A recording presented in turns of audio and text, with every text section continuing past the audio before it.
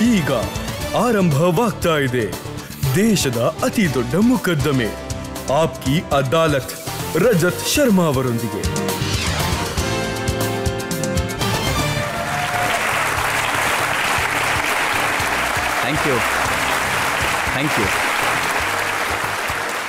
Thank you. ಬನ್ನಿ ಹಾಗಿದ್ರೆ ಶುರು ಮಾಡೋಣ ಆಪ್ಕಿ ಅದಾಲತ್ನಲ್ಲಿ ಇವತ್ತಿನ ಮೊಕದ್ದಮೆಯನ್ನ. ಇವತ್ತಿನ ನಮ್ಮ ಅತಿಥಿ ಒಬ್ರು ಎಂಥ ಕಲಾವಿದೆ ಅಂದ್ರೆ, ಒಬ್ರು ಎಂಥ ಆಕ್ಟ್ರೆಸ್ ಅಂದ್ರೆ, ಇವರು ಮುಂಬೈನ ಚಮತ್ಕಾರದ ಮಾಯಾಲೋಕವನ್ನ ಬಿಟ್ಟು ಸನ್ಯಾಸ ಪಡ್ಕೊಂಡ್ರು, ಕಾವಿ ಧರಿಸಿದ್ರು, ದೀಕ್ಷೆ ತಗೊಂಡ್ರು. ಒಂದೊಳ್ಳೆ ಕರಿಯರ್ ಅನ್ನ ಬಿಟ್ಟು ಇವರು ಸನ್ಯಾಸಿ ಆಗ್ಬಿಟ್ರು. ನೀವು ಯೋಚಿಸ್ತಾ ಇರ್ಬೋದು ಯಾರು ಅಂತ.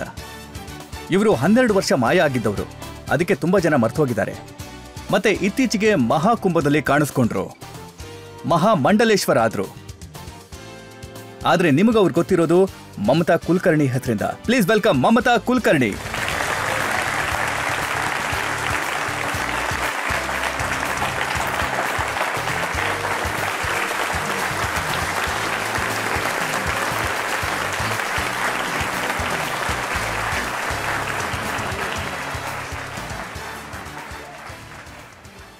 ಇವತ್ತು ಮಮತಾ ಕುಲಕರ್ಣಿ ಅವರ ಮೇಲೆ ಇವರ ಹೊಸ ಹೆಸರು ಯಮಾಯಿ ನಂದಗಿರಿ ಅಂತ. ಇವರ ಮೇಲೆ ಮೊಕದ್ದಮೆ ನಡೆಸೋದಕ್ಕೆ ಬರ್ತಿರೋ ನಮ್ಮ ಜಡ್ಜ್ ಕೂಡ ಬಹಳ ವಿಶೇಷವಾದವರು. ಇವರು ಕಲ್ಕಿ ಪೀಠದ ಪೀಠಾಧೀಶ್ವರ ಕೂಡ. ನಿಮ್ಮೆಲ್ಲರಿಗೂ ಅವರು ಗೊತ್ತಿದ್ದಾರೆ, ಆಚಾರ್ಯ ಪ್ರಮೋದ್ ಕೃಷ್ಣಂ.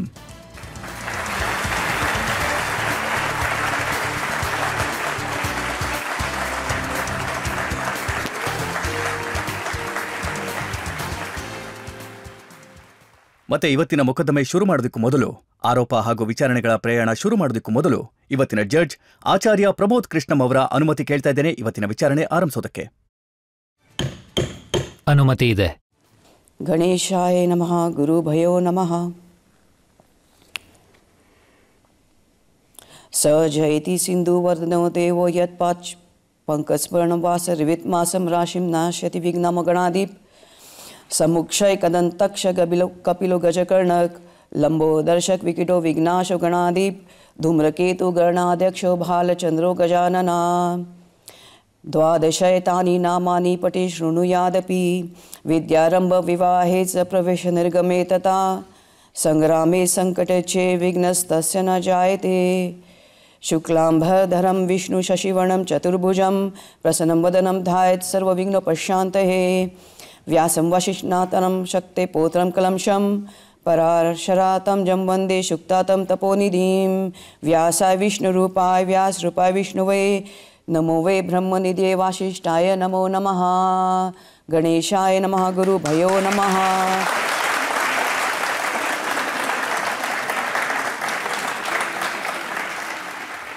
ನೀವು ಭಗವಾನ್ ಗಣೇಶನನ್ನ ಆವಾಹನೆ ಮಾಡಿದ್ರಿ. ಯಾವುದೇ ಶುಭ ಕಾರ್ಯ ಮಾಡೋದಕ್ಕೂ ಮೊದಲು ಭಗವಾನ್ ಗಣೇಶನನ್ನ ನೆನೆಸ್ಕೋತೀವಿ. ಸೊ ನಾನು ಶುಭ ಕಾರ್ಯ ಶುರು ಮಾಡ್ತಾ ಇದ್ದೀನಿ. ಮಾಡಿ.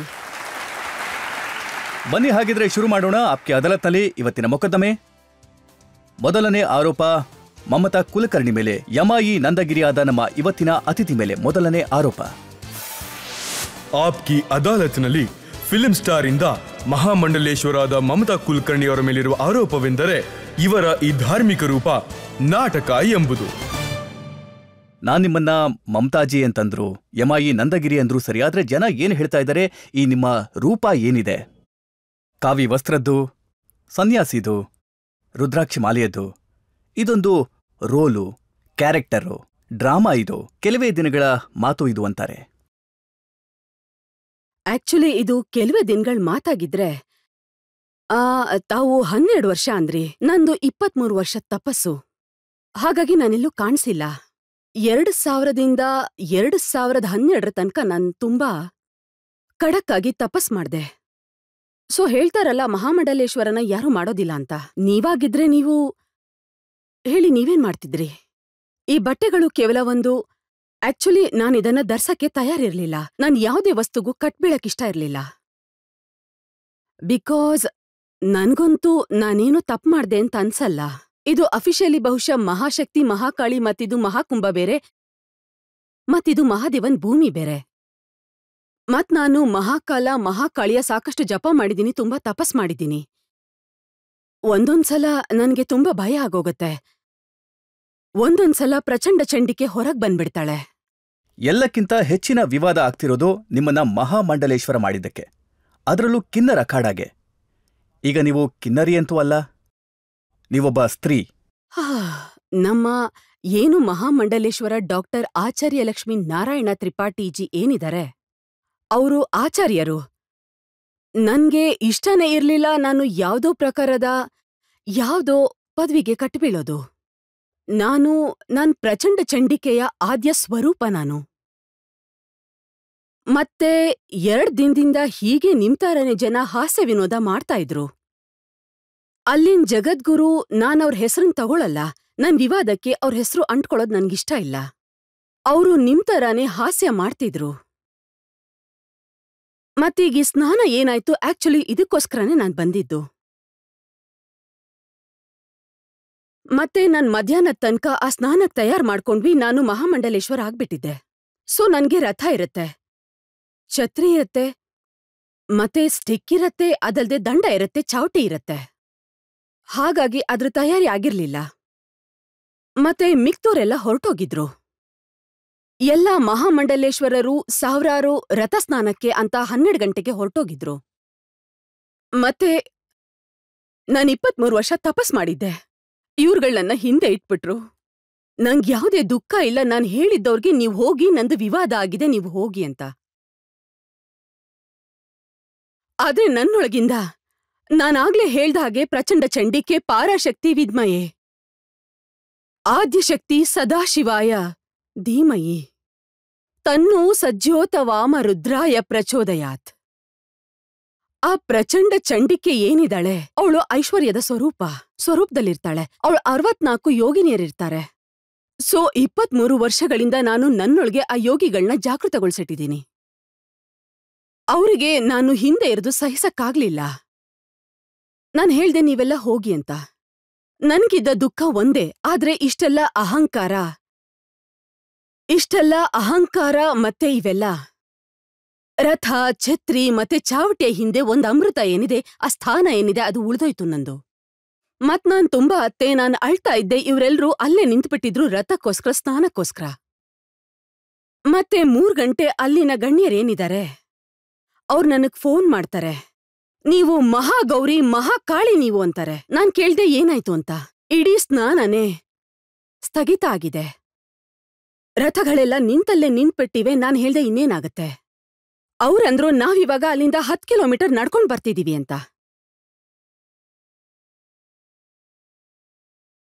ಅದಕ್ಕೆ ನಾನಂದೆ, ಮಹಾಕಾಳಿ ನಾನು. ಯಾವ ನದಿಯಲ್ಲಿ ನೀವು ಮುಳುಗ್ತಿದ್ದೀರೋ ಅದು ನಾನೇ. ನೀವದ್ ಹೇಗೆ ನನ್ನನ್ನ ಹಿಂದೆ ಬಿಟ್ಟು ಹೋಗ್ಬಿಟ್ರಿ? ನಾನಂದೆ, ನಾನ್ ಬೆಳಗ್ಗೆ 4 ಗಂಟೆಗೆ ಗೆದ್ದಿದ್ದು ಸರಿ, ನನ್ ಸ್ನಾನ ಅಂತೂ ಆಗ್ತಿಲ್ಲ. ಏನಿಲ್ಲ ಅಂದ್ರೂ ನನಗೆ ಚಹಾ ಬೇಕಂತನಾದ್ರೂ ಕೇಳ್ಬಾರ್ದಾ? ಅವ್ರು ನನ್ಗೆ ಹೇಳಿದ್ರು ಚಾಯ್ ವಾಲನು ಸ್ನಾನಕ್ ಹೋಗಿದ್ದಾನೆ ಅಂತ. ಪ್ರಚಂಡ ಚಂಡಿಕೆ ಇನ್ನು ರೊಚ್ಗೆದ್ಬಿಟ್ಲು. ಆಮೇಲೆ ಗೊತ್ತಾಯ್ತು ಅಲ್ಲಿ ಹೆಣಗಳು ಬಿದ್ದಿದ್ವು ಅಂತ. ನನ್ಗದು ಇಷ್ಟ ಇರ್ಲಿಲ್ಲ. ಆದ್ರೆ ನನ್ಗೆ ತಡಿಯಕ್ಕಾಗ್ಲಿಲ್ಲ. ಯಾಕಂದ್ರೆ ಚಾಯ್ ವಾಲಾಗಳು, ಕಸ ಗುಡ್ಸೋರು ಎಲ್ರೂ ಮೊದ್ಲೇ ಸ್ನಾನಕ್ ಹೋಗ್ಬಿಟ್ಟಿದ್ರು. ಅಂತ ಕೆಟ್ಟ ಕರ್ಮ ನಾನ್ ಏನು ಮಾಡಿಲ್ವಲ್ಲ. 23 ವರ್ಷ ನಾನು ಎಲ್ಲ ಬಿಟ್ಟು ಏಕಾಂತದಲ್ಲಿ ತಪಸ್ಸು, ಧ್ಯಾನ ಎಲ್ಲ ಮಾಡಿದ್ದೀನಿ. ಒಂದ್ ವೇಳೆ ನನ್ನ ಅಧಿಕಾರಕ್ಕೆ ಸ್ಥಾನ ಇಲ್ಲ ಅಂದ್ರೆ ಬಹುಶಃ ಅವಳಿಗೂ ಅರ್ಥ ಆಗ್ಲಿಲ್ಲ ಅನ್ಸತ್ತೆ. ಇಲ್ಲ, ನಾನ್ ಕೇಳ್ತಾ ಇರೋದು, ನಿಮ್ಮನ್ನೇನು ಮಹಾಮಂಡಲೇಶ್ವರ ಮಾಡಿದ್ರಲ್ಲ, ಮತ್ತೆ ಯಾರು ನಿಮ್ಮನ್ನ ಮಾಡಿದ್ರೋ ಅವ್ರ ಮೇಲೂ ಎನ್ಕ್ವೈರಿ ಶುರುವಾಗಿದ್ಯಂತೆ. ಇದ್ಯಾರನ್ ಮಾಡ್ಬಿಟ್ರು ಅಂತ. ನೋಡಿ, ಇವತ್ತು ಗೊತ್ತಾಗ್ತಿದ್ಯಲ್ಲ ಯಾರನ್ ಮಾಡಿದ್ದಾರೆ ಅಂತ. ನಾನಂತೂ ಮೊದ್ಲೇ ಇದನ್ ಹೇಳ್ಬಿಟ್ಟಿದ್ದೆ. ಅವತ್ ನಾನು ಅಭಿಷೇಕ ಆಯ್ತಲ್ಲ, ನನ್ನನ್ನು ಶಾಸ್ತ್ರಕ್ಕೆ ಕರೀರಿ ಪ್ಲೀಸ್ ಅಂತ. ಆದ್ರೆ ಯಾರು ನನ್ನನ್ನ ಶಾಸ್ತ್ರಗಳಿಗೆ ಕರೆಯೋದಕ್ ತಯಾರಿಲ್ಲ. ಎಷ್ಟೋ ಹೇಳ್ತಿದ್ರು ಇತ್ತೀಚೆಗೆ ಕೈಗೆ ಸಿಗ್ದವ್ರನ್ನೆಲ್ಲ ಕರ್ಕೊಂಡು ಹೋಗಿ ಮಹಾಮಂಡಲೇಶ್ವರ್ ಮಾಡ್ಬಿಡ್ತಾ ಇದ್ದಾರೆ ಅಂತ. ರಾಮದೇವ್ ಬಾಬಾಗೆ ಏನಂತ ಹೇಳಿ ಅವ್ರಿಗೆ ಮಹಾಕಾಲ ಮತ್ತೆ ಮಹಾಕಾಳಿಯ ಭಯ ಇರ್ಬೇಕಷ್ಟೇ, ಸಾಕು. ನಾನ್ ಅವ್ರನ್ನ ದೇವ್ರು ನೋಡ್ಕೊಳ್ಳಿ ಅಂತ ಬಿಟ್ಬಿಡ್ತೀನಿ. ನನಗ್ಯಾರು ಕರ್ತೃಗಳಿಲ್ಲ. ಅವಳಾಗವಳೆ ರೊಚ್ಕೆದ್ಬಿಡ್ತಾಳೆ. ಮತ್ತೆ ಬಾಬಾ ಭಾಗೇಶ್ವರ್ ಅವ್ರ ಜೊತೆ ಅಂತೂ ಹನುಮಾನ್ಜಿ ಇದ್ದಾರೆ. ನೋಡಿ ಭಾಗೇಶ್ವರ್, ಬಾಬಾ ಏನ್ ಹೇಳ್ತಾರೆ ಅಂದ್ರೆ, ಮಹಾಮಂಡಲೇಶ್ವರ ಆಗೋದಕ್ಕೆ ತಪಸ್ ಮಾಡ್ಬೇಕಾಗತ್ತೆ 50 ವರ್ಷ. ನಾನೇ ಇನ್ನೂ ಆಗಕ್ಕಾಗಿಲ್ಲ, ಆದ್ರೆ ಇವಳು ಹೇಗಾಗ್ಬಿಟ್ಲು ಅಂತ. ನೋಡಿ, ಅವರು ನ್ಯಾಪಿ ಧೀರೇಂದ್ರ ಶಾಸ್ತ್ರಿಗಳು. ಅವ್ರ ವಯಸ್ಸೇನಿದೆ 25 ವರ್ಷ. ಅಷ್ಟು ವರ್ಷ ತಪಸ್ ಮಾಡಿದೀನಿ ನಾನು. ಮತ್ತೆ ಅವ್ರು ಯಾರನ್ನ ಸಿದ್ಧಿಸಿ ಇಟ್ಕೊಂಡಿದಾರೋ ಅದೇ ಹನುಮಾನ್ಜಿ. ಅವ್ರು ನನ್ಗೆ ಈ 23 ವರ್ಷದಲ್ಲಿ 2 ಸಲ ಪ್ರತ್ಯಕ್ಷರಾಗಿ ಅವ್ರ ಜೊತೆ ನಾನು ಇದ್ದಿದ್ದು ಆಗಿದೆ. ನಾನಂತೂ ಅವ್ರ ಗುರು ಏನಿದ್ದಾರೆ ರಾಮಭದ್ರಾಚಾರ್ಯರು, ನಾನು ಕೇವಲ ಅವರಿಗೆ ಧೀರೇಂದ್ರ ಶಾಸ್ತ್ರಿಗೆ ಒಂದು ಹೇಳಕ್ಕಿಷ್ಟಪಡ್ತೀನಿ. ಆದ್ರೆ ಅವ್ರ ಗುರು ಅವ್ರ ಹತ್ರ ದಿವ್ಯ ದೃಷ್ಟಿ ಇದೆ. ಅವ್ರನ್ ಕೇಳಿ ನಾನ್ ಯಾರು ಅಂತ ಮತ್ ಬಾಯ್ ಮುಚ್ಕೊಂಡ್ ಕೂತ್ಕೊಳ್ಳಿ.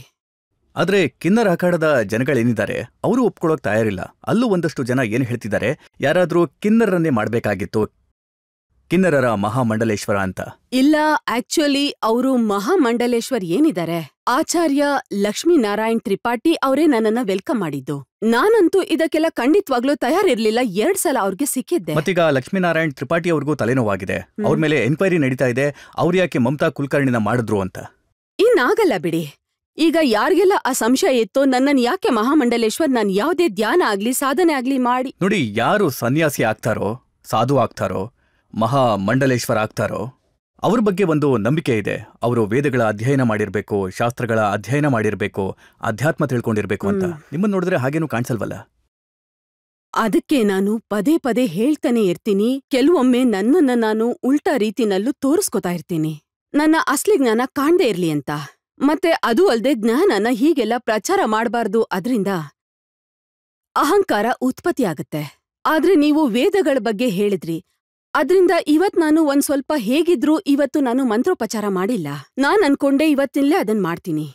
ಅದ್ರಿಂದ ಯಾವ್ದ್ ಹಾಲು ಯಾವ್ದ್ ನೀರು ಅನ್ನೋದು ಗೊತ್ತಾಗೋಗುತ್ತೆ. ಮತ್ತಿದು ಋಗ್ವೇದದ ಮಂತ್ರ. ಇದು अग्निम ईले पुरोहितम यज्ञस्य देव मृत्विगम होतारम रत्न धातामाम अग्निम ए पूर्ववी ऋषिभिरिड्यो नूतने ऋता स देवाय वक्षति उपता अग्ने उपत्वाम अग्ने दिवे दिवे दोषावस्थादिय वयम नमो भरंत एमसी अग्नेयम यज्ञम धरम विश्वस्ता परिभूषिಸಿ ಇದವೇಶು ಗಚ್ಚತಿ. ಇದು ಋಗ್ವೇದದ್ದು. ಈಗ ಯಜುರ್ವೇದ. ಈಗ ನಾನು ನನ್ನ ಕೆಲಸ ಮಾಡ್ಬೇಕಲ್ವಾ?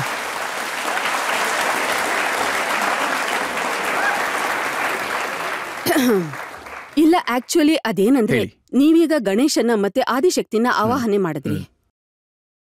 ಬ್ರಹ್ಮಂದು ಆಗ್ಬೇಕಿದೆ, ನಾರಾಯಣಂದು ಆಗ್ಬೇಕಿದೆ. कर्मण्येवाधिकारस्ते मा फलेषु कदाचन मा कर्मफल हेतुर्भुन्माते संगोस्तव कर्मणे आत्मा तो हम गिरजामति सचरा प्राणाम तम श्रीरागम पूजा ते विश्व भोग रचना निद्रा समाधि स्थिति संचारा पद्यो प्रदक्षिणा विधि स्तोत्राणि सर्वागिरि यद्यत् कर्म करोनि तदखिलं शंभो तवाराधनम कर चरण कृतम वा कायजम कर्मजम वा श्रवणनयनजम वा मानसम वा अपराधम विहितम वा सर्वे देव क्षमस्व. जय जय करुणावे श्री महादेव शंभो. ओम शांति शांति शांति शांति. ಸರಿ, ಇದ್ರಲ್ಲಿ ಸರಿ, ಈಗ ಶಾಂತಿ ಆಗಿದೆಯಲ್ಲ, ಸೊ ನಾನು ನಿಮ್ಮನ್ನ ನಾರಾಯಣಂದು ಆಯ್ತು, ಶಿವಜಿದು ಮುಗೀತು. ನಾನೀಗ ಮಧ್ಯದಲ್ಲಿ ಒಂದೆರಡು ಪ್ರಶ್ನೆಗಳನ್ನು ಕೇಳ್ಬಿಡ್ತೀನಿ. ಮತ್ತೆ ಲಕ್ಷ್ಮೀದಿನೂ ಆಗಿಲ್ಲ, ಮತ್ ಸರಸ್ವತಿದು.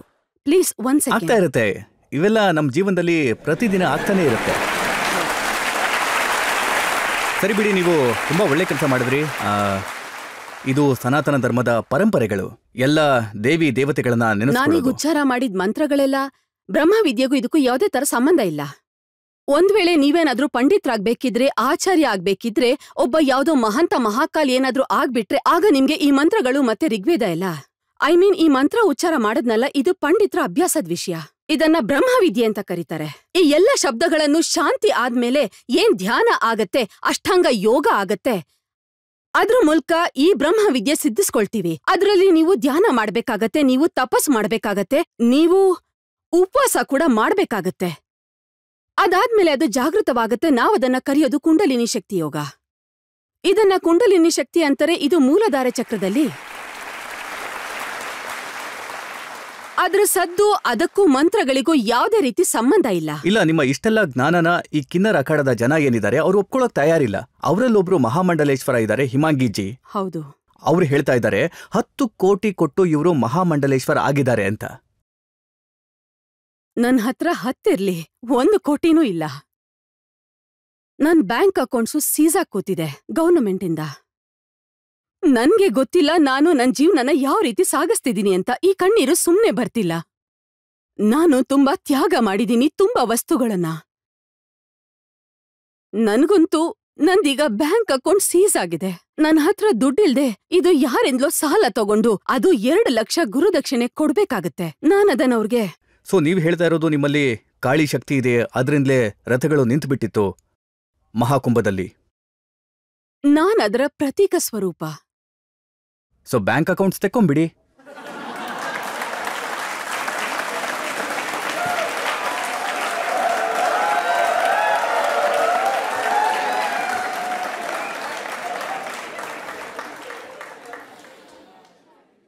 ನೋಡಿ, ನಾನು 12 ವರ್ಷ ಇಲ್ಲಿಗ್ ಬಂದಿರ್ಲಿಲ್ಲ. 20 ವರ್ಷ ನಾನು ನೆಲದ ಮೇಲೆ ಕಾಲಿಟ್ಟಿಲ್ಲ ನಮ್ ಹಿಂದೂಸ್ತಾನ್ದಲ್ಲಿ. ಯಾಕಂದ್ರೆ ನಾನು ಸಂಕಲ್ಪ ಶಕ್ತಿ ತಗೊಂಡಿದ್ದೆ. ಯಾರು ನನ್ ಮೇಲೆ ಆರೋಪ ಹೊರಿಸಿದ್ರು, ಮೊದಲನೇದಾಗಿ ಆ ಆರೋಪ ಕೋರ್ಟಿಂದ ನಿರಾಧಾರ ಅನ್ನಿಸ್ಕೋಬೇಕು. ಅದು ಮುಗ್ದೋಯ್ತು. ಮೊದ್ಲು ಕೇಸೇ ಇರ್ಲಿಲ್ಲ. ನಾನು ಮಮತಾ ಕುಲಕರ್ಣಿ ಈ ಹೆಸರನ್ನ ಪಬ್ಲಿಸಿಟಿ ಪಡ್ಕೊಳ್ಳೋಕೆ ನನ್ನ ಹೆಸರನ್ನ ಕೇಸಲ್ ಹಾಕ್ಬಿಟ್ರು. ಸಿಬಿಐ ಅವರೆಲ್ಲ ನಿಮ್ಮೆಲ್ರಿಗೂ ಗೊತ್ತಿದೆ ಯಾವ ಆಫೀಸರ್ ನನ್ ಹೆಸರು ಹೇಳ್ದ ಅಂತ. ಅವನು ಬಾಂಬೆ ಕಮಿಷನರ್ ಆಗ್ಬೇಕಿತ್ತು. ಅದಕ್ಕೆ ನನ್ ಹೆಸರು ಎತ್ಕೊಂಡ. ಸೊ ಆ ಕೇಸ್ ಎಸದ್ ಬಿಟ್ರು ಸುಪ್ರೀಂ ಕೋರ್ಟ್ ಮತ್ತೆ ಹೈಕೋರ್ಟು. ಸೊ ನನ್ ಸಂಕಲ್ಪ ಇದೇ ಇದ್ದಿದ್ದು ಎಲ್ಲಿವರೆಗೂ ಕೇಸ್ ಮುಗಿಯೋದಿಲ್ವೋ ಅಲ್ಲಿವರೆಗೂ ನಾನು ಹಿಂದೂಸ್ತಾನ್ದಲ್ಲಿ ಕಾಲಿಡಲ್ಲ ಅಂತ.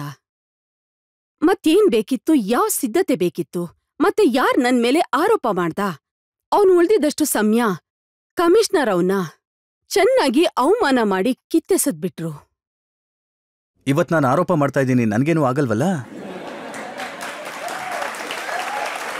ಮತ್ತೆಲ್ಲಿವರೆಗೂ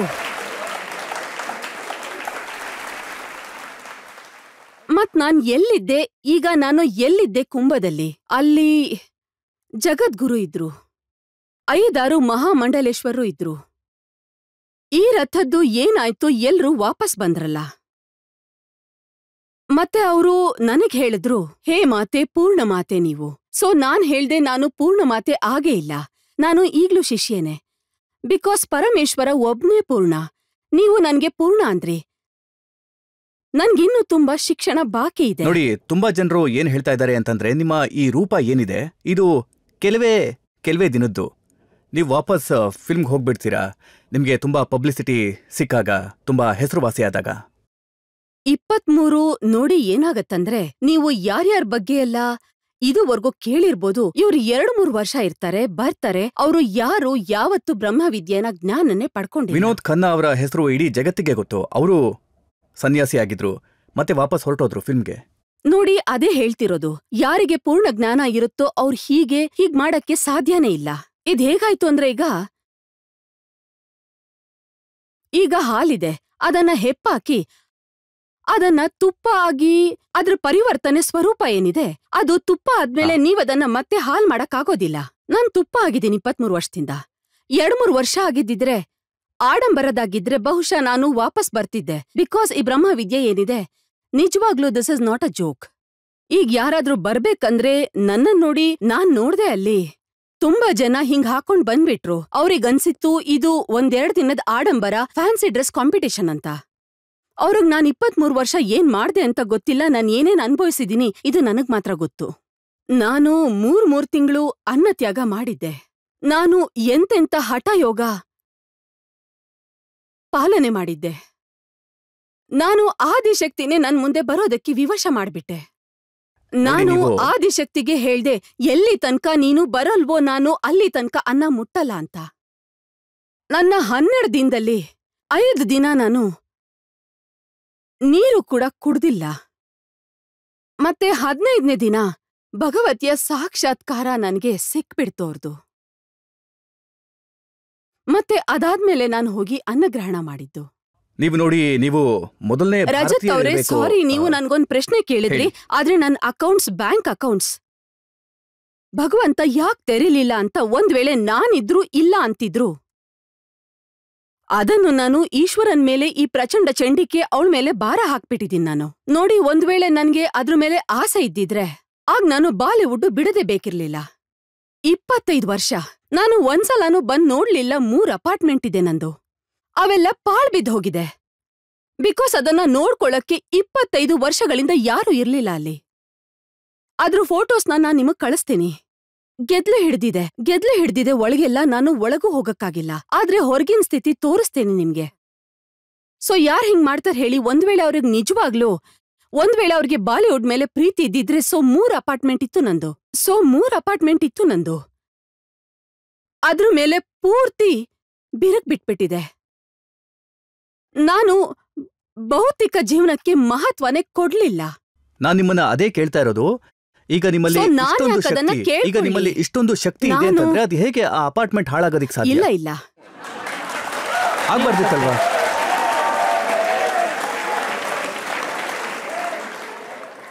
ನೋಡಿ, ಒಬ್ಬ ಯೋಗಿಗೆ ಯಾವತ್ಗೂ ಅವನ್ ಮನೆ ಬಗ್ಗೆ ಚಿಂತೆನೇ ಇರಲ್ಲ. ನಾನಂತೂ ಜೋಪ್ಡಿನಲ್ಲಿರಕ್ಕೂ ತಯಾರಿದ್ದೀನಿ. ನೀವೇ ಹೇಳಿದ್ದು ಆ ಮನೆಗಳು ಹಾಳಾಗಿದೆ ಅಂತ. ನಾನಂತೂ ಹೇಳಿಲ್ಲ. ಇಲ್ಲ ಅದೇ ಅದನ್ನೇ ನಿಮ್ಗೆ ಹೇಳ್ತಿರೋದು. ಈಗ ನೀವೇನ್ ಹೇಳ್ತಿರಲ್ಲ, ನೀವು ಚಂಡಿಗೆ ಹೇಳಿ ಅದನ್ ತೆಗಿಯೋದಕ್ಕೆ ಅಂತ. ಸೊ ನಾನು ಅದಕ್ಕೆ ಅಷ್ಟೊಂದು ಪ್ರಾಮುಖ್ಯತೆ ಕೊಟ್ಟಿಲ್ಲ. ನಾನು ನನ್ನ ಬ್ರಹ್ಮವಿದ್ಯೆ ಪರವಾಗಿ ನಾನ್ ಹೇಳ್ಬೇಕಂದ್ರೆ, ಸರಿ, ನೀವ್ ನನಗೆ ಹೇಳಿ. ನನ್ನ ಆಸೆ ಇದ್ದಿದ್ದು ಒಂದೇ ಒಂದು, ನನ್ ಮೇಲೆ ಏನು ಆರೋಪ ಬಿದ್ದಿದೆ ಅದು ಖುಲಾಸೆ ಆಗ್ಲಿ ಅಂತಷ್ಟೇ. ಬಾಕಿ ಎಲ್ಲಾದ್ರೂ ಪಡಗ್ ನಡೆಯುತ್ತೆ. ಇಲ್ಲ, ನೀವ್ ಹೇಳಿದ್ ಸರಿ ಇದೆ. ಈ ಆರೋಪ ನೀವ್ ಹೇಳ್ತಿರೋದು ಹೇಗಿದೆ ಅಂದ್ರೆ, ನೀವು ರಾಮ ಆಗಿದ್ರೆ ನಾರಾಯಣ ಆಗಿದ್ರೆ ಸೊ ರಾಮನಿಗೆ ಹನುಮಂತನ ಅವಶ್ಯಕತೆನೇ ಇರಬಾರ್ದಾಗಿತ್ತು ಪೂರ್ತಿ ಇದ್ರಲ್ಲಿ.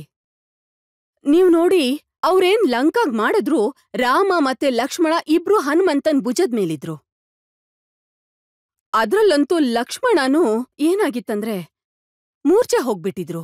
ಹನುಮಂತ ಹೋಗಿ ಸಂಜೀವಿನಿ ತರ್ಬೇಕಾಯ್ತು. ಸಂಜೀವಿನಿ ಬೇರ್ ತರ್ಬೇಕಾಗ್ ಬಂತು. ರಾಮ ಹೇಳ್ಬೋದಿತ್ತಲ್ವಾ, ನಾನೇ ನಾರಾಯಣ, ಸ್ವತಃ ನಾನೇ ಹೋಗ್ತೀನಿ ಅಂತ.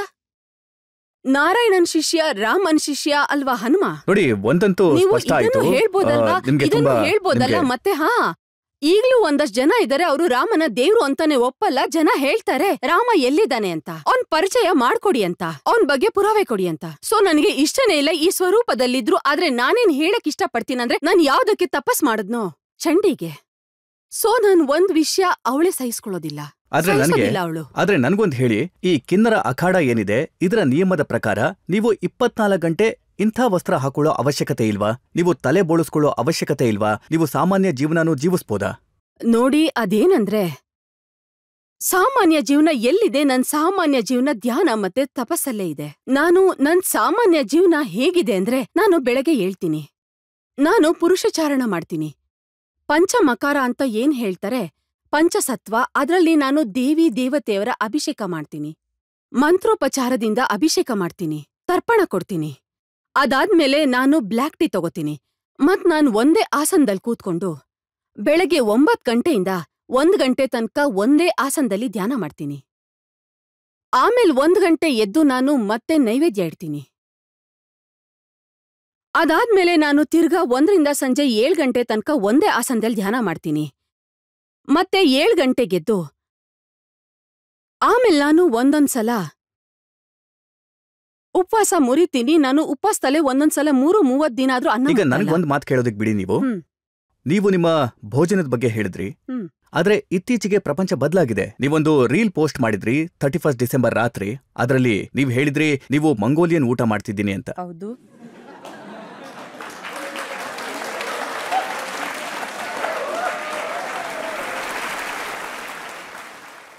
ನನ್ ಮುಂದೆ ಯಾವಾಗ ಈ ಸಿದ್ಧ ಅವಸ್ಥೆ ಪ್ರಾಪ್ತಿಯಾಗುತ್ತೋ, ಯಾವಾಗ ನನ್ ಕುಂಡಲಿನಿ ಶಕ್ತಿ ತ್ರಿಪುರ ಸುಂದರಿ ಮತ್ತೆ ಸಹಸ್ರ ಚಕ್ರ ತನಕ ತಲ್ಪತ್ತೋ ವೇದದ್ದು, ಆಗ ನನ್ಗೆ 2 ಸಿದ್ಧ ಗುರುಗಳು ಪ್ರಾಪ್ತಿಯಾದ್ರು. ನಾನಾಗ್ಲೇ ಹೇಳ್ದಾಗೆ 10 ಚಕ್ರದ ಮೇಲೆ 10 ದೇವಿ ದೇವತೆಗಳಿರ್ತಾರೆ. ಒಂದಿನ ಶ್ರೀಕೃಷ್ಣ ನನ್ ಪರೀಕ್ಷೆ ಮಾಡಿದ್ರು. ಮತ್ತೆ ಈ ಪರೀಕ್ಷೆ ಎಲ್ಲಿ ತನಕ ನಡೆಯುತ್ತೋ ಅಲ್ಲಿ ತನಕ ಅವ್ರದನ್ನ ಪ್ರಕಟ ಮಾಡಲ್ಲ. ಅದು ಸ್ವಯಂ ಅವರೇ ಪರೀಕ್ಷೆ ತಗೊಂಡೋರು ಅಂತ. ಅದಾದ್ಮೇಲೆ ಪ್ರಕಟಗೊಳ್ತಾರೆ. ಯಾವಾಗ ನನ್ನ ನಿರ್ವಿಕಲ್ಪ ಸಮಾಧಿ ಇಲ್ಲಿ ತನಕ ತಲುಪತ್ತೋ 2 ಸಿದ್ಧ ಪುರುಷರು ಸಾಕ್ಷಾತ್ ನನ್ ಮುಂದೆ ಬಂದ್ಬಿಟ್ರು.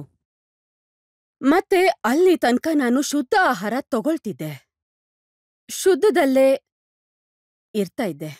ಆದ್ರೆ ಹೇಗ್ ಗೊತ್ತಾಗತ್ತೆ ನಾವು ನಿರ್ವಿಕಲ್ಪ ಮತ್ತೆ ಸಿದ್ಧ ಅವಸ್ಥೆಗೆ ತಲುಪಿದೀವಿ ಅಂತ? ಸೊ ನಾನ್ ಅವ್ರಿಗೆ ಶುದ್ಧ ಆಹಾರ ಕೊಟ್ಬಿಟ್ಟೆ.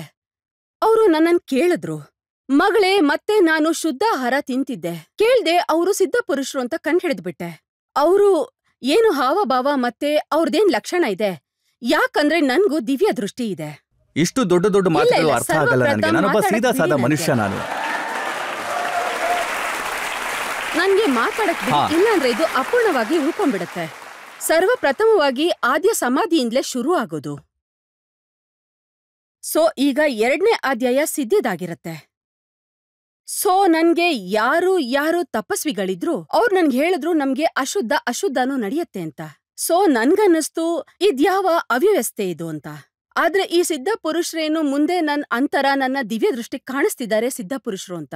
ಆದ್ರೆ ಇವ್ರು ಯಾಕೆ ನನ್ ಹತ್ರ ಅಶುದ್ಧ ಭೋಜನ ಕೇಳ್ತಿದ್ದಾರೆ ಅಂತ.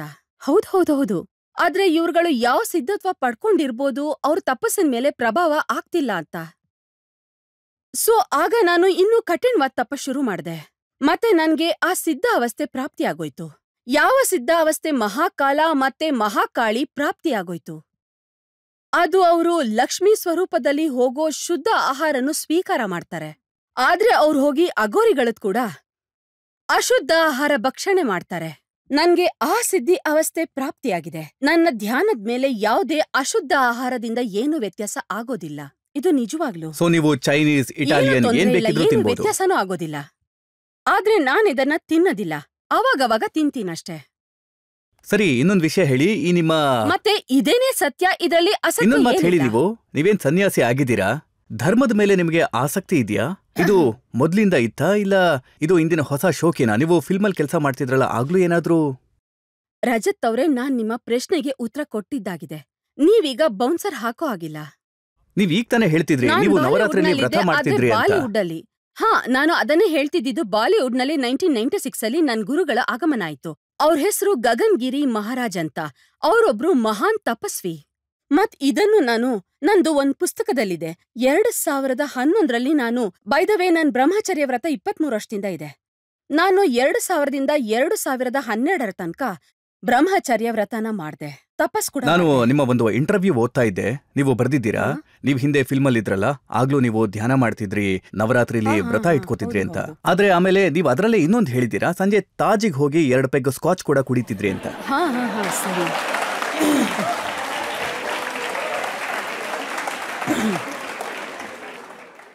ಬಾಲಿವುಡ್ನಲ್ಲಿ ನನ್ ಲೈಫ್ ಹೇಗಿತ್ತು ಅಂದ್ರೆ, ನಾನ್ ಶೂಟಿಂಗ್ ಎಲ್ಲೇ ಹೋದ್ರೂ ನಂದು 3 ಸೂಟ್ ಕೇಸು ತುಂಬ್ಕೊಳ್ತಾ ಇತ್ತು.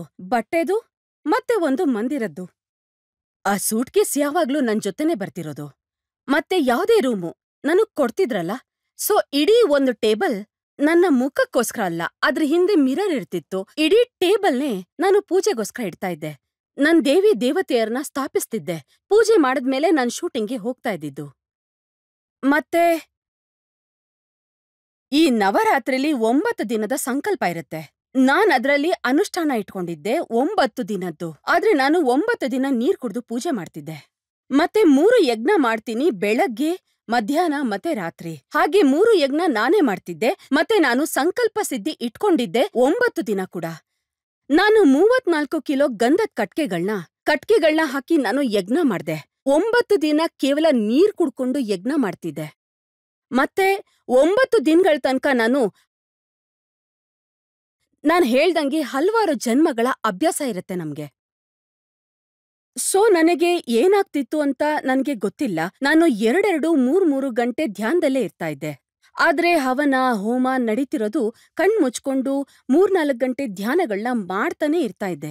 ಎಷ್ಟಾದ್ರೂ 3-4 ಗಂಟೆ ಧ್ಯಾನ ನಡೀತಾ ಇತ್ತು. ಮತ್ತೆ 12 ಗಂಟೆ ತನಕ ನನ್ನ ಹವನ ಹೋಮ ನಡೀತಾನೆ ಇರ್ತಾ ಇತ್ತು.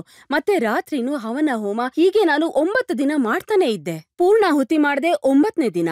ನನ್ ಡಿಸೈನರ್ಸ್ ಏನಂದ್ರು, ಬಾಲಿವುಡ್ ನಲ್ಲಿ ಅವ್ರು ಬಂದ್ ಹೇಳೋರು, ಕಮ್ ಲೆಟ್ಸ್ ಗೋ, ಸಾಕ್ ಮಾಡು, ಇದೆಲ್ಲ ಸಾಕು, ಈ ಪೂಜೆ ಎಲ್ಲ ಮುಗ್ಸು ಅಂತ ಹೇಳ್ತಾ ಇದ್ರು. And why so serious? ನಾವಳು ತಾಜ್ಗೆ ಹೋದ್ವಿ. ಸೊ 1-2 ನವರಾತ್ರಿ ಹಿಂಗಾಯ್ತು. ಸೊ ಆಗ ನಾನು ಕುಡಿತಿದ್ದೆ, ಸ್ಕಾಚ್ ಕುಡಿತಿದ್ದೆ. ಸೊ 2 ಪೆಗ್ ಹಾಕ್ಬಿಟ್ಟೆ ನಾನು. ನನ್ ಡಿಸೈನರ್ ಇದ್ರು ಕವಲ್ಜೀತ್ ಅಂತ. ಸೊ ನಾನು ಅವಳಿಗೆ ಹೇಳ್ದೆ, just wait, I go to the washroom and come.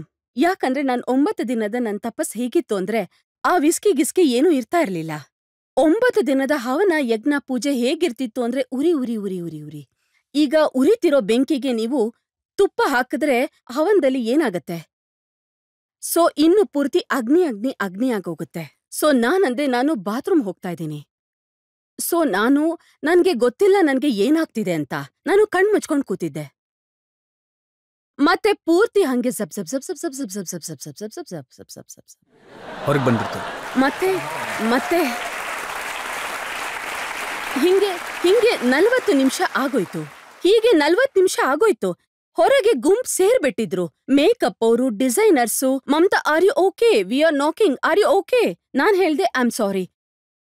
So ಜಾಸ್ತಿ ಕುಡಿದ್ರೆ ವಾಮಿಟ್ ಕೂಡ ಆಗತ್ತೆ ಅಲ್ವಾ? ಹಾ, ಇಲ್ಲ ಇಲ್ಲ ಇಲ್ಲ.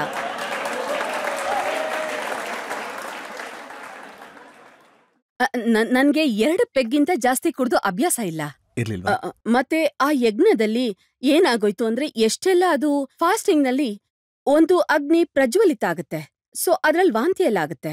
ಅಂದ್ರೆ ನೋಡಿ, ಇದ್ರ ಅರ್ಥ ಏನಂದ್ರೆ, ಒಂದ್ ವೇಳೆ ಅಗ್ನಿ ಪ್ರಜ್ವಲಿತ ಆದ್ರೆ, ಸಿದ್ಧಿ ಆಗ್ಬಿಟ್ರೆ, ಆಗ ಏನ್ ತಿನ್ಬೇಕು, ಎಷ್ಟ್ ಬೇಕ್ ಕುಡಿಬೇಕು, ಏನ್ ಮಾಡ್ಬೇಕು, ಇವೆಲ್ಲ ಯಾವ ಪರಿಣಾಮ ಬೀರಲ್ಲ. ಇಲ್ಲ ಇಲ್ಲ, ಇದು 96 ಅಲ್ಲಿ ಆಗಿದ್ದು, ಇದು 96, 97 ನಲ್ಲಿ ಆಗಿದ್ದು 2 ವರ್ಷ. ಅದನ್ನೇ ನನ್ ಗುರುನು ನೋಡಿದ್ರು. ಅವ್ರೊಬ್ರು ದೊಡ್ಡ ತಪಸ್ವಿ, ಅವ್ರೇನೆ ನೋಡಿದ್ರು. ಈ ಹುಡುಗಿದು, ಇವಳು ಡಿಸೈನರ್, ಇವಳು ಈ ಬಾಲಿವುಡ್, ಇವಳನ್ನ ಜಾಸ್ತಿ ದಿನ ನಡಿಯಕ್ ಬಿಡಲ್ಲ ಇವ್ರು, ಇವಳನ್ನ ತಪಸ್ಸನ್ನ. ಅವರು ತಪಸ್ವಿ, ಮತ್ತೆ ಅದಕ್ಕೆ ಅವರನ್ನ ತಪಸ್ವಿ ಅಂತ ಕರೆಯೋದು. ಅವರು ನೋಡಿದ್ರು ಇವೆಲ್ಲ ಶುಂಭ ನಿಶುಂಭರ ಗುಂಪು ಸುತ್ತಲೂ ಇದೆ. ಹಾಗಾಗಿ ಅವ್ರು ನನ್ಗೆ ಎಂತ ಒಂದು ತಪಸ್ಸಿನ ಸ್ಥಾನ, ಅಲ್ಲಿ ನನ್ಗೆ 12 ವರ್ಷ ಯಾರು ನನ್ಗೆ, ಯಾಕಂದ್ರೆ 12 ವರ್ಷ ತಪಸ್ ಮಾಡ್ಬೇಕಾಗ್ ಬಂತು. ನಿಮ್ ಕುಂಡಲಿನ ಶಕ್ತಿ ಜಾಗೃತ ಆಗುತ್ತೆ. ಅದಾದ್ಮೇಲೆ ನೀವು ನಿರ್ವಿಕಲ್ಪ ಸಮಾಧಿ ಸ್ಥಿತಿ ತಲುಪ್ತೀರಾ. ಸೊ ಅದಕ್ಕೆ ಆ 12 ವರ್ಷದ ಬ್ರಹ್ಮಚರ್ಯ ವ್ರತ ಮಾಡ್ಲೇಬೇಕಾಯ್ತು. ಆಗ್ಲೇ ಆ ಕುಂಡಲಿನಿ ಶಕ್ತಿ ಜಾಗೃತ ಆಗುತ್ತೆ. ಜನತೆಯಿಂದ ಒಂದು ಪ್ರಶ್ನೆ ತಗೋಬಹುದು ನಾವೀಗ? ಮೇಡಮ್, ನಾನ್ ನಿಮ್ಮನ್ನ ಒಂದು ಪ್ರಶ್ನೆ ಕೇಳಕ್ ಇಷ್ಟಪಡ್ತೀನಿ. ಹಿಂದಿ ಸಿನಿಮಾದು ಒಂದು संसार से भागे फिरते हो, संसार से भागे फिरते हो, भगवान को तुम क्या पाओगे?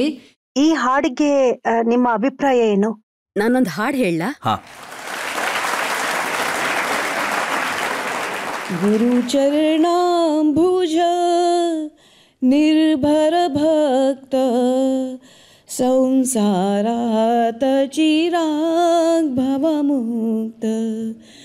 गुरु चरणाम्बुज निर्भर भक्त संसारात चिराग भवमुक्त. सेन्द्रिय मानस नियमा देवो द्रक्षसि निज हृदय संदेवं. द्रक्षसि निज हृदय संदेवं. भज गोविन्दं, भज गोविन्दं, गोविन्दं भज मूढमदे. समप्राप्ते सन्निहिते काले, समप्राप्ते सन्निहिते काले.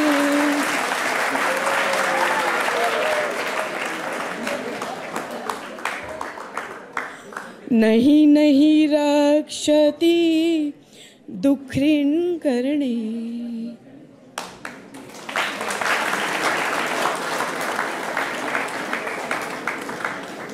भज गोविन्दं, भज गोविन्दं, गोविन्दं भज मूढमदे. ನೀವು ಇಷ್ಟು ಒಳ್ಳೆ ಭಜನೆ ಹಾಡಿದ್ದೀರಾ. ಸೊ ನಾನೊಂದು ಬ್ರೇಕ್ ತಗೊಂಡ್ಬಿಡ್ತೀನಿ. ಆದ್ರಿಂದ ನನಗೂ ಆರಾಮ್ ಸಿಗುತ್ತೆ, ನಿನ್ಗೂ ಸಿಗುತ್ತೆ. ನಾವೊಂದು ಬ್ರೇಕ್ ತಗೊಳ್ಳೋಣ. ಬ್ರೇಕ್ನ ನಂತರ ಆಪ್ಕೆ ಅದಾಲತ್ನಲ್ಲಿ ಮಮತಾ ಕುಲಕರ್ಣಿ ಅವರ ಮೇಲೆ ಆರೋಪ ಹಾಗೂ ವಿಚಾರಣೆಯ ಮತ್ತೊಂದು ಸುತ್ತು. ये है एक चादर सोने वाले दो, ऊपर से ये सर्दी, बेदर्दी कैसे रात बिताएं. आओ दोनों एक चादर में सो जाएं.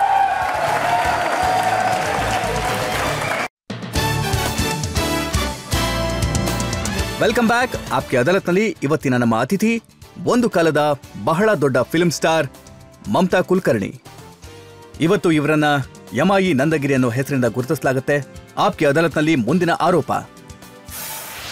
ಆಪ್ಕಿ ಅದಾಲತ್ನಲ್ಲಿ ಫಿಲ್ಮ್ ಸ್ಟಾರ್ ಇಂದ ಮಹಾಮಂಡಲೇಶ್ವರಾದ ಮಮತಾ ಕುಲಕರ್ಣಿ ಅವರ ಮೇಲಿರುವ ಆರೋಪವೆಂದರೆ ಇವರು ಅವರ ಫ್ಯಾನ್ಸ್ಗಳ ಹೃದಯವನ್ನು ಒಡೆದು ಹಾಕಿದ್ದಾರೆ ಎಂಬುದು.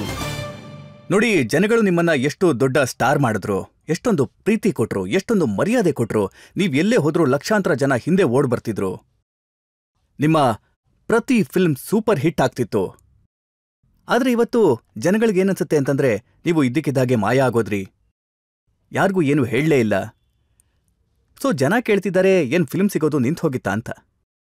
ನನಗ್ ಖಂಡಿತ ಫಿಲ್ಮ್ ಬಗ್ಗೆ ಈಗ ಕ್ರೇಜ್ ಉಳ್ಕೊಂಡಿಲ್ಲ. ಸೊ ಅದು ಸಿಗ್ಲಿ ಬಿಡ್ಲಿ ಆ ಥರ ಪ್ರಶ್ನೆನೇ ಹುಟ್ಟಲ್ಲ. ಅದಕ್ಕೆ 23 ವರ್ಷ ನಾನು ಮಾಯ ಆಗಿದ್ದಿದ್ದು. ಮತ್ತೆ ಅದಕ್ ಮೊದ್ಲು ನನ್ಗೆ ಸಾಕಷ್ಟು ಫಿಲಂ ಆಫರ್ ಬಂದಿತ್ತು. 30-40 ಫಿಲಂ ಇತ್ತು ನನ್ನ ಹತ್ರ. ಆದ್ರೆ ಆಫರ್ ಆಗಿತ್ತು ಆದ್ರೆ ಈಗ ಹೇಳ್ತಾರಲ್ಲ, ನಿಮ್ಮೆಲ್ಲ ಇಚ್ಛೆನೇ ಇರಲ್ಲ. ಒಂದ್ ವೇಳೆ ನೀವು 9 ದಿನ ನವರಾತ್ರಿ ಮಾಡಿದ್ರೆ ಆಸೆಗಳೆಲ್ಲ ಖಾಲಿ ಆಗೋಗಿರುತ್ತೆ. ಪ್ಲಸ್ ನಮ್ಮಮ್ಮ ಹೋಗ್ಬಿಟ್ರು 2001ರಲ್ಲಿ. ಸೊ ನಾನು ಬಾಲಿವುಡ್ನಲ್ಲಿ ಉಳ್ಕೊಳ್ಳೋದಿಕ್ಕೆ ಯಾವ್ದೇ ಕಾರಣ ಉಳ್ದಿರ್ಲಿಲ್ಲ. ಸಡನ್ಲಿ ಹೇಗನ್ನಿಸ್ತು ಅಂದ್ರೆ, ಈ ಬಾಲಿವುಡ್ ಇಂಡಸ್ಟ್ರಿ ಏನಿದೆ ಇದೊಂದು ಭ್ರಮೆ ಅಂತ, ಒಂದು ಮಾಯ ಇದ್ಹಾಗೆ. ಮತ್ತದ್ರ ಹಿಂದೆ ಕೆಲವು ಅಸ್ಲಿ ರಹಸ್ಯನ ಭಗವಂತ ಮರೆ ಮಾಡಿಟ್ಟಿದ್ದಾನೆ. ಅಂದ್ರೆ ಜನ ಹಿಂಗೆ ಅಲಿತಿರ್ಲಿ ಅಂತ. ಎಲ್ರೂ ಈ ಮಾಯೆ ಹಿಂದೆ, ಈ ಜಗಮಗದ ಹಿಂದೆ ಇದ್ರೊಳ್ಳೆ ತನ್ನನ್ನ ತಾನು ಮುಚ್ಕೊಂಡಿಟ್ಕೊಂಡ್ಬಿಟ್ಟಿದ್ದಾನೆ ಪರಬ್ರಹ್ಮ. ನಾನು ಆ ಭೇದನ ಅರ್ಥ ಮಾಡ್ಕೊಂಡ್ಬಿಟ್ಟೆ. ಅಂದ್ರೆ ಇವೆಲ್ಲ ಒಂದು ಜಾಲ. ಇದಂತೂ ಮುಗಿಯೋದ್ರಲ್ಲಿದೆ. ಅಂದ್ರೆ ಕರೀನಾ, ಕಟ್ರೀನಾ ಎಲ್ರೂ ಅಲಿತಿದ್ದಾರೆ.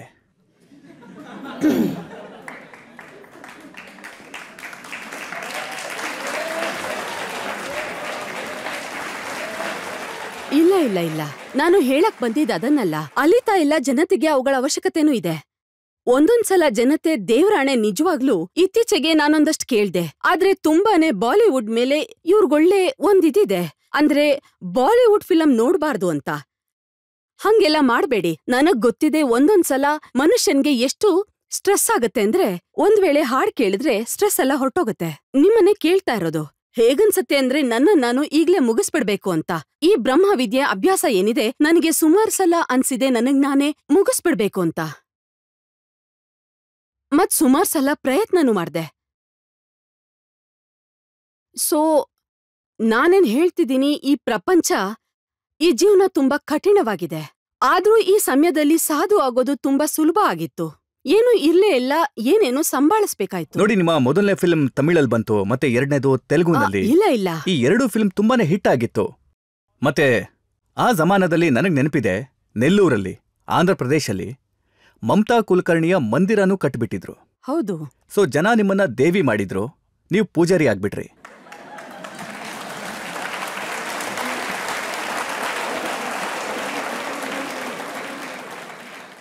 ನೋಡಿ, ನಾನು ಮೂರ್ತಿ ಪೂಜೆಗೆ ವಿರುದ್ಧ. ಎಲ್ಲಿವರೆಗೂ ಮನುಷ್ಯ ಇದ್ದಾನೆ, ನಾನು ಒಳಗಿಂದ ಏನ್ ಬೇಕಾದ್ರೂ ಆಗಿರ್ಬೋದು. ಬಹುಶಃ ನಾನು ಕಾಳಿ ಮಾತೆ ಅಂಶನೋ ಪ್ರತಿಸ್ವರೂಪನೋ ಆಗಿರ್ಬೋದು. ಆದ್ರೆ ನನ್ ಮೂರ್ತಿ ಎಲ್ಲೂ ಇರ್ಬೇಕು ಅಂತ ನಂಗನ್ಸಿದ್ದಿಲ್ಲ. ಮೂರ್ತಿ ಅಂತೂ ಕೇವಲ ಪರಾಶಕ್ತಿದಿರ್ಬೇಕಷ್ಟೇ. ಅದು ಪೂರ್ಣರೂಪಿ, ಪೂರ್ಣ ಸ್ವರೂಪ ಅದು. ಸೊ ಒಂದ್ಸಲನೂ ನಿಮ್ಗೆ ನೆನ್ಪಾಗಲ್ವಾ, ಪಬ್ಲಿಕ್ ನಿಮ್ಗೆ ಎಷ್ಟು ಪ್ರೀತಿ ಕೊಟ್ರು? ನಿಮ್ಮ ಮೊದಲನೇ ಫಿಲ್ಮ್ ಸೇಫ್ ಅಲಿ ಖಾನ್ ಜೊತೆಗೆ ಆಶಿಕ್ ಅವಾರ ಬಂತು, ಸಖತ್ ಹಿಟ್ ಆಗೋಯ್ತು. ನೀವ್ ಎಲ್ಲಿ ಹೋದ್ರೂ ಜನ ನಿಮ್ಗೆ ಪ್ರೀತಿ ಕೊಡ್ತಿದ್ರು.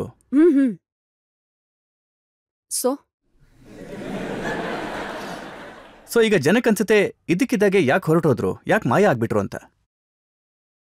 ಅಂದ್ರೆ ನನ್ಗೆ ಆಧ್ಯಾತ್ಮಿಕ ಜೀವನದಲ್ಲಿ ಜಾಸ್ತಿ ರುಚಿ ಇರೋದು ಗೊತ್ತಾಯ್ತು. ಮತ್ತೆ ನನ್ಗನ್ನಿಸ್ತು, ನಾನೊಂದು ಶೋ ನೋಡ್ತಿದ್ದೆ, ಅದರಲ್ಲಿ ಶಾರುಖ್ ಖಾನ್ ಹೇಳ್ತಿದ್ರು, ಅವರು ನಿಮ್ ಜೊತೆ ಡ್ಯಾನ್ಸ್ ಮಾಡುವಾಗ ಕರಣ್ ಅರ್ಜುನಲ್ಲಿ ಸಲ್ಮಾನ್ ಖಾನ್ ಮತ್ತೆ ಶಾರುಖ್. ಸೊ ನೀವು ಅವರಿಬ್ಬರಿಗೂ ತುಂಬಾ ಬೈದಿದ್ರಂತೆ ಅವರ ಡ್ಯಾನ್ಸ್ ಸ್ಟೆಪ್ಸ್ ಅನ್ನ ನೋಡಿ. ಇಲ್ಲ, ಹಂಗೇನಾಗಿರ್ಲಿಲ್ಲ. ಹಂಗ್ ಹೇಳದ್ನ? ಶಾರುಖ್ ಖಾನೇ ಹೇಳಿದ್ದು. ಹೌದಾ? ಅವ್ರು ಹೇಳಿದ್ರು, ನಾವು ಸರಿಯಾಗಿ ರಿಹರ್ಸಲ್ ಮಾಡ್ತಿರ್ಲಿಲ್ಲ. ಇಲ್ಲ, ಆಕ್ಚುಲಿ ಅದ್ ಹಾಗಾಗಿರ್ಲಿಲ್ಲ. ನಾನ್ ನಿಮ್ಗೆ ಪೂರ್ತಿ ಹೇಳ್ತೀನಿ ಏನ್ ನಡೀತು ಅಂತ. ಆಕ್ಚುಲಿ ಚಿನ್ನಿ ಪ್ರಕಾಶ್ ಕೊರಿಯೋಗ್ರಾಫರ್ ಆಗಿದ್ರು. ಕರಣ್ ಅರ್ಜುನ್ಗೆ ಇವರಿಬ್ರು ಶಾರುಖ್ ಸಲ್ಮಾನ್ ಶೂಟಿಂಗ್ಗೆ ಹೋಗಿದ್ರು. ನಾನು ಒಬ್ಳೆ ಕೂತಿದ್ದೆ. 1-2 ಗಂಟೆ ಆದ್ಮೇಲೆ ಚಿನ್ನಿ ಪ್ರಕಾಶ್ ಅವರು ಅಸಿಸ್ಟೆಂಟ್ ಬರ್ತಾನೆ, ಮಾಸ್ಟರ್ಜಿ ಕರೀತಿದ್ದಾರೆ. ಸೊ ನಾನ್ ಮೇಲ್ ಹೋದೆ. ಹಿಂಗೆ ಸ್ಟೆಪ್ಸ್ ಇತ್ತು, ನಾನ್ ಮೇಲ್ ಹೋಗ್ತಾ ಇದ್ದೆ. ಸಲ್ಮಾನ್ ಇಲ್ಲಿಂದ ಹೋಗ್ತಿದ್ರು, ಶಾರುಖ್ ಇಲ್ಲಿಂದ ಹೋಗ್ತಾ ಇದ್ರು, ಮತ್ತಿಬ್ರು. ನಿಜವಾಗ್ಲೂ ಮತ್ತೆ ನನ್ನೊಳಗೆ ಚಂಡಿ ಎದ್ದು ಬಂದ್ಬಿಡ್ತಾಳೆ ಅನ್ನೋ ತರ. ಏನಿಲ್ಲ, ನಾನು ಸುಮ್ನೆ ಕೂತ್ಬಿಟ್ಟೆ. ನಾನೇನ್ ಹೇಳಲಿಲ್ಲ, ಏಕ್ದಮ್ ಸೀರಿಯಸ್ ಆಗಿ ಕೂತಿದ್ದೆ. ಸೊ ನಾನ್ ಹೋದೆ ಮತ್ತೆ ರಾತ್ರಿ 8 ಗಂಟೆಗೆ. ನಾನು ಹೋಗ್ ಕೇಳ್ದೆ, ಮಾಸ್ಟರ್ಜಿ ಹೇಳಿ ಏನದು ಅಂತ. ಸೊ ಅವ್ರಂದ್ರು, ಮಮತಾ, ನಾನು ಡಿಸೈಡ್ ಮಾಡ್ದೆ, ಈಗ ಈ ಸ್ಟೆಪ್ ಏನಿದೆ ಇವೆರಡು ಯು ವಿಲ್ ಡೂ ಅಲೋನ್. ನಾನ್ ಕೇಳ್ದೆ, ಮಾಸ್ಟರ್ಜಿ ಏನ್ ಹೇಳ್ತಿದ್ದೀರಾ ನೀವು? ಮತ್ತೆ ಬೆಳಗ್ಗೆ ಶೂಟಿಂಗ್ ಆಯ್ತು, ಫಸ್ಟ್ ಶಾಟ್ ನಂದೆ. ಮತ್ತೆ ನನ್ ಫಸ್ಟ್ ಶಾಟು ಈ ಕ್ಯಾಮರಾ ಇಟ್ಟಿದ್ರು, ಮತ್ತೆ 3 ಕ್ಯಾಮ್ರಾ ಹಾಕಿದ್ರು. ನನ್ನ ಫಸ್ಟ್ ಟೇಕೇನೆ ಓಕೆ ಆಗೋಯ್ತು. ಮತ್ತೆ ನಾನ್ ಹಾಗೆ ನೋಡ್ತಾ ಇದ್ದೆ, ಇವ್ರಿಬ್ರು ಶಾರುಖ್ ಸಲ್ಮಾನ್ ಅದೇನೋ ಹೇಳ್ತಾರಲ್ಲ, ಏನಂದ್ರೆ ಪೊದೆ ಇತ್ತು ದೊಡ್ದು, ಇಬ್ರದು ತಲೆ ಹಿಂಗ್ ಹೊರಗ್ ಬಂತು. ಅವರು ನಗ್ತಾ ಇದ್ದಾರೆ, ಮತ್ತೆ ನಾನು ಒಳಗಿಂದ ನೆಕ್ಸ್ಟ್ ಶಾಟ್ ಇವ್ರಿಬ್ರದ್ದು ಇಟ್ಕೊಂಡ್ರು. ಮತ್ ನಾನ್ ಹೇಳ್ತೀನಿ ಅದ್ಯಾವ ಶಾಟ್ ಅಂತನೋ. ಇಬ್ರು ಹಂಗೆ ಮಂಡಿ ಮೇಲೆ ಅಂಗನ ಮೇ ಅಂತ 1 ರೀಟೇಕು 2 ರೀಟೇಕು ಇವನು ಬೀಳ್ತಾನೆ ಇದ್ದಾನೆ, ಇವನು ನಿಂತಿದ್ದಾನೆ, ಇವನು ಮೇಲೆದ್ರೆ ಇವನು ಕೆಳಗಿರ್ತಾನೆ. ಮತ್ತದು 5,000 ಜನಗಳ ಕ್ರೌಡ್ ಇತ್ತು. ಮತ್ತೆ ರೀಟೇಕ್ ಆಗ್ತಿದ್ದಂಗೆ ಇನ್ನು ಕಿರ್ಚಾಟ, ಇನ್ನೂ ರೀಟೇಕು, ಇನ್ನೂ ಕಿರ್ಚಾಟ, ಮತ್ತೆ ಇನ್ನೂ ರೀಟೇಕು ಹೀಗೆ ನಡೀತು. ಮತ್ತೆ ರಾಕೇಶ್ ಜಿ ಅವರು ಹೇಳಿದ್ರು ಪ್ಯಾಕಪ್ ಆಗೋಯ್ತು. ನಾವೆಲ್ಲ ವಾಪಸ್ ರೂಮಿಗೆ ಹೊಟ್ಟೋದ್ವಿ. ಮತ್ತೆ ನಾನ್ ಹೇಳ್ದೆ ಲಾಸ್ಟ್ ಟೈಮ್ ಈವ್ನಿಂಗ್ ಇಬ್ರಿಗೂ ನನ್ನ ನೋಡಿ ತಮಾಷೆ ಮಾಡಿದ್ರು. ಇವತ್ತು ನಾನ್ ಇವ್ರನ್ನ ಸುಮ್ನೆ ಬಿಡ್ಬಾರ್ದು, ಇವರಿಂದ ಎಲ್ಲ ಸ್ಟೆಪ್ ನನ್ ಮೇಲೆ ಬಿತ್ತು. ಸಲ್ಮಾನ್ ಮತ್ತೆ ಶಾರುಖ್ ಇಬ್ರುನು. ಮತ್ತೆ ನಾನ್ ಹೇಳ್ದೆ ನಾನ್ ಬರ್ತಿದ್ದೀನಿ. ತಕ್ಷಣ ಎಲ್ಲ ನಾನು ಸ್ಪಾಟ್ ಬಾಯ್ಗೆ ಕೊಟ್ಟೆ, ಸರಿ ನಾನು ಹೋಗ್ತಾ ಇದ್ದೀನಿ ಅಂತ. ಯಾರಿಗ್ ಗೊತ್ತು ಹಿಡಿ ಹಾಡೆ ನನ್ ಮೇಲ್ ಬೀಳ್ಬೋದು, ಇವಿಬ್ರು ಹಿಂಗಿಂಗ್ ಮಾಡ್ಕೊಂಡ್ ನಿಂತಿದ್ದಾರೆ. ಸೊ ನಾನ್ ಮೇಲ್ ಹೋಗ್ಬಿಟ್ಟೆ. ನಾನ್ ಬರ್ತಿದ್ ಹಾಗೆ ಸಲ್ಮಾನ್ ಹೀಗ್ ನೋಡ್ದ, ಮತ್ತೆ ಧಡಾರ್ ಅಂತ ಬಾಗ್ಲು ಬಂದ್ ಮಾಡಿ ಲಾಕ್ ಮಾಡ್ಬಿಟ್ಟ. ಮತ್ ನಾನು ಅಲ್ಲಿಂದ ಬಂದ್ಬಿಟ್ಟೆ. ಸೊ ಹಿಂಗಾಗಿದ್ದು ಅದು, ಇನ್ನೇನೂ ಇಲ್ಲ, ಇಷ್ಟನೇ. ಇವರಿಬ್ರಲ್ಲಿ ಜಾಸ್ತಿ ಚೇಷ್ಟೆ ಮಾಡೋರು ಯಾರು? ಆಕ್ಚುಲಿ ಇವರಿಬ್ರಲ್ಲಿ ಜಾಸ್ತಿ ಚೇಷ್ಟೆ ಮಾಡೋದು ಸಲ್ಮಾನೆ. ಮತ್ತೆ ನಂದೇನಂದ್ರೆ ನಾನ್ ಸ್ವಲ್ಪ ಪಂಕ್ಚುಯಲ್ಲು. ನೀವು ಯಾರನ್ ಬೇಕಿದ್ರು ಕೇಳಿ, ಬಾಲಿವುಡ್ನಲ್ಲಿ ನಾನು 15 ವರ್ಷ ಇದ್ದೆ. ನಂಗೆ ಯಾರಾದ್ರೂ 6 ಗಂಟೆಗೆ ಶಿಫ್ಟ್ ಅಂತ ಹೇಳಿದ್ರೆ ನಾನು 6:15 ವಿತ್ ಮೇಕಪ್ ಅಲ್ಲಿ ಇರ್ತಾ ಇದ್ದೆ. ಸೊ ನಾನು 6:15 ಹೊರಡ್ತಿದ್ದೆ. ಸಲ್ಮಾನ್ ರೂಮ್ ನನ್ ಪಕ್ಕದ್ದೆ.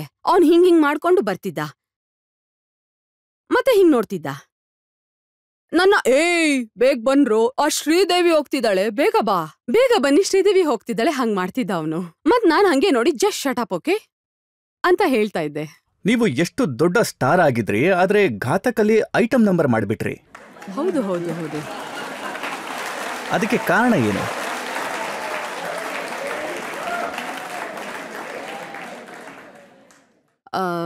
ಕೋಯಿ ಆಯೆ ಯಾ ಜಾಯೆ ಅಂತೇನೋ ಆಕ್ಚುಲಿ ಕೋಯಿ ಜಾಯೆ ತೋ ಲೇ ಆಯೇನಾ.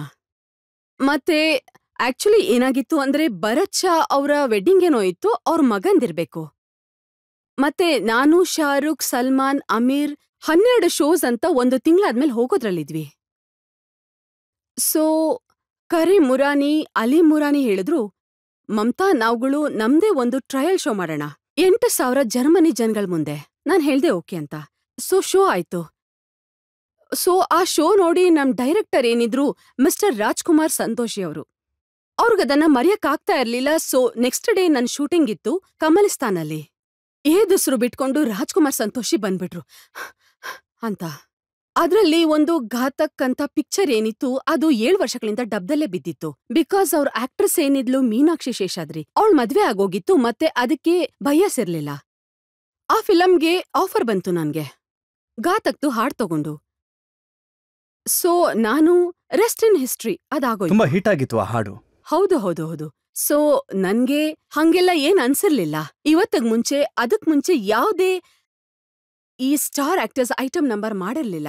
ಏನಂದ್ರೆ ನನ್ಗನ್ಸಿದ್ದು ನಾನೊಂದು ಸ್ಟೇಜ್ ಶೋ ಮಾಡ್ತಾ ಇದ್ದೀನಿ, ಮತ್ತದು ಹಂಗೆ ಶೂಟ್ ಆಯ್ತು. ಆ ಶೂಟಿಂಗು ನೀವದನ್ನ ನೋಡ್ತು ಅಂದ್ರೆ ಆ ಹಾಡಲ್ಲಿ 5 ಡಾನ್ಸರ್ಸ್ ಇದ್ರು. ವರ್ಲ್ಡ್ ಟೂರ್ ಕೂಡ ಆಕ್ಚುಲಿ ಹಾಗೆ ನಡೀತಾ ಇತ್ತು. ಸಮಸ್ಟಾಲ್ ಇತ್ತು, ವಿಂಡ್ ಮಿಲ್ ಇತ್ತು, ಹಾಗೆ ಇತ್ತು. ಮತ್ತೆ ಅಕ್ಷಯ್ ಕುಮಾರ್ ಕೂಡ ಆಗ ಮೇಲ್ ಬರ್ತಿದ್ರು.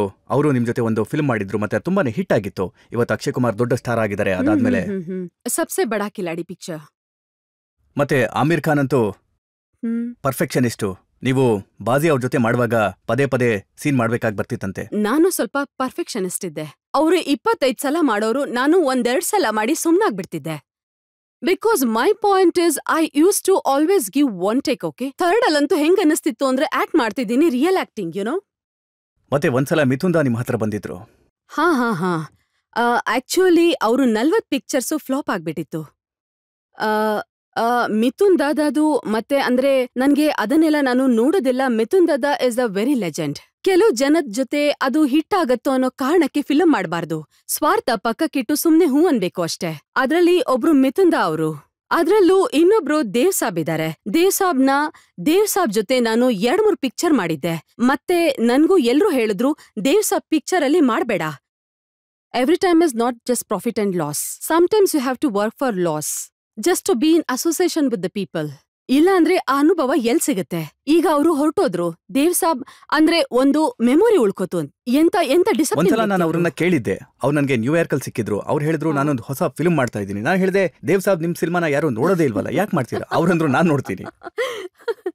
ಸರಿಯಾಗಂದ್ರು. ಅದಕ್ಕೆ ನಾನು ಮತ್ತೆ ನಾನಂದೆ ದೇವ್ ಸಾಬ್ ಅಂತ ಲೆಜೆಂಡ್ ಇದ್ದಾರೆ. ಮೂರ್ ಲೆಜೆಂಡ್ಸ್, ದಿಲೀಪ್ ಕುಮಾರ್, ರಾಜ್ ಕಪೂರ್ ಮತ್ತೆ ದೇವ್ ಸಾಬ್. ಸೊ ದೇವ್ ಸಾಬ್ದು ನಿಮ್ ಜೊತೆ ಏನ್ ಸಿನಿಮಾ ಮಾಡಿದ್ರಲ್ಲ, ಓಡ್ಲಿಲ್ಲ ಅದ್ಯಾವ್ದು? ಓಡ್ಲಿಲ್ಲ. ಯಾರ್ ಸಿನಿಮಾಗಳು ಓಡ್ಲಿಲ್ಲ. ಎಲ್ರೂ ಕೆಲ್ಸ ಮಾಡಿದ್ರು, ರೇಖಾಜಿ ಎಲ್ರೂ. ಸೊ ನಾನ್ ಹೇಗ್ ದುಸ್ಸಾಹಸನ್ ಮಾಡ್ಲಿ? ಇವರೆಲ್ರೂ ಲೆಜೆಂಡ್ಸ್. ಮಿಥುನ್ ದಾದಾನು ಅಷ್ಟೇ ಲೆಜೆಂಡ್ಸ್ ಇವ್ರು. ಒಂದು ದೊಡ್ಡ ಕಾಂಟ್ರವರ್ಸಿ ಆಯ್ತು. ನೀವು ಸ್ಟಾರ್ ಡಸ್ಟ್ಗೆ ಒಂದು ಕವರ್ ಪಿಕ್ಚರ್ ಕೊಟ್ರಿ. ಅದು ಆಲ್ಮೋಸ್ಟ್ ಸೆಮಿ ನ್ಯೂಡ್ ಇತ್ತು. ಟಾಪ್ಲೆಸ್ ಅಂತ ನಾವೇನ್ ಹೇಳ್ತೀವಿ ಅದು. ಓಕೆ, ನೆನ್ಪಿಸ್ಬೇಕು ಅಂದ್ರೆ ಜನಗಳಿಗೆ ತೋರಿಸ್ಲೂಬಹುದು ನಾನು. ಬೇಡ ತೋರಿಸ್ಬೇಡಿ. ಈ ಸ್ಟಾರ್ ಡಸ್ಟಿಂದ ನನ್ನ ಹತ್ರ ಜನಗಳು ಬಂದಾಗ ಅವರು ಡೆಮಿ ಮೂರ್ದು ಪಿಕ್ಚರ್ ತಗೊಂಡ್ಬಂದಿದ್ರು. ಮತ್ ನೀವ್ ನೋಡಿದ್ರೆ ನಿಜವಾಗ್ಲೂ ಅದ್ರಲ್ಲಿ ಯಾವ್ದೇ ತರ ಅಶ್ಲೀಲತೆ ನನ್ಗೆ ಕಾಣಿಸ್ಲಿಲ್ಲ. ಬಿಕಾಸ್ ಅವಾಗ ನಾನು ತುಂಬಾ ಇನ್ನೋಸೆಂಟ್ ಇದ್ದೆ. I was so innocent. I was in just schooling. I was in my 9th standard. And ಮತ್ತವಾಗ ನಾನೊಂದ್ ಸ್ಟೇಟ್ಮೆಂಟ್ ಕೂಡ ಕೊಟ್ಟಿದ್ದೆ, ಐ ಆಮ್ ಸ್ಟಿಲ್ ವರ್ಜಿನ್ ಅಂತ. ಸೊ ಜನಕ್ಕೆ ಅದು ಡೈಜೆಸ್ಟ್ ಆಗ್ಲಿಲ್ಲ. ಯಾಕಂದ್ರೆ ಅವ್ರ ಪ್ರಕಾರ ಬಾಲಿವುಡ್ಗೆ ಬರೋರು ಎಲ್ಲ ಮಾಡ್ಬಿಟ್ಟೆ ಬರೋದು ಅಂತ, ಏನೇನೋ ಮಾಡ್ಕೊಂಡು. ಅಲ್ಲ, ಮತ್ತೆ ಕೆಲವರು ಬಂದಿರ್ಬೋದು, ಅವರು ಬಹುಶಃ ದುಡ್ಡಿಗೋಸ್ಕರನೂ ಬಾಲಿವುಡ್ಗೆ ಬಂದಿರ್ಬೋದು. ಇಲ್ಲ ಅವ್ರಿಗೆ ಆ ಥರ ಏನೋ ಅವಶ್ಯಕತೆ ಇರ್ಬೋದು, ಅದಕ್ಕೋಸ್ಕರ ಬಾಲಿವುಡ್ಗೆ ಬಂದಿರ್ತಾರೆ. ನನ್ಗಂತೂ ಆ ಥರದೇನೂ ಇರ್ಲಿಲ್ಲ. ನಮ್ ಡ್ಯಾಡಿ ಟ್ರಾನ್ಸ್ಪೋರ್ಟ್ ಕಮಿಷನರ್ ಇದ್ರು, 35 ವರ್ಷ ಠಾಣೆಲಿದ್ರು. ಸೊ ನನ್ಗೆ ಅಂತ ಅವಶ್ಯಕತೆ ಏನಿರ್ಲಿಲ್ಲ. ಅದೇನಂದ್ರೆ ಡೆಮಿ ಮೂರು ಇದ್ಲು, ಮತ್ತೆ ಅವಳ ತರ ಪೋಸ್ನಲ್ಲಿದ್ಲು. ಮತ್ತದೇನೋ ಹೇಳ್ತಾರಲ್ಲ ಅಶ್ಲೀಲ ಪದ, ಅದೇನೋ ಹೇಳ್ತಾರಲ್ಲ, I didn't know about sex. Since I didn't know anything about the sex. ನೋಡಿ, ನೀವು ಎಲ್ಲಿವರೆಗೂ ಸೆಕ್ಷುಯಲ್ ಕಾನ್ಶಿಯಸ್ ಆಗಲ್ವೋ, ಒಂದ್ ವೇಳೆ ನಿಮ್ಮಲ್ಲಿ ಸೆಕ್ಷುಯಲ್ ಕಾನ್ಶಿಯಸ್ನೆಸ್ ಬಂತಂದ್ರೆ ಆಗ ನೀವ್ ಹೇಳ್ತೀರಾ.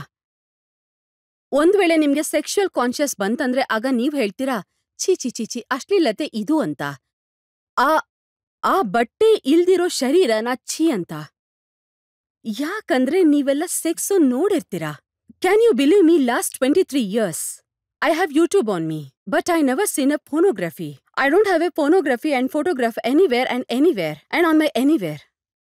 ನೋಡಿ, ಹಿಂದೆ ನೀವು ಈ ಹಾಡನ್ನ ರೆಕಾರ್ಡ್ ಮಾಡಿದಾಗ ಛತ್ ಪೆ ಸೋಯಾ ಥಾ ಬೆಹ್ನೋಯಿ ತನ್ನೆ ಸಮಜ್ ಕೆ ಸೋ ಗಯಿ,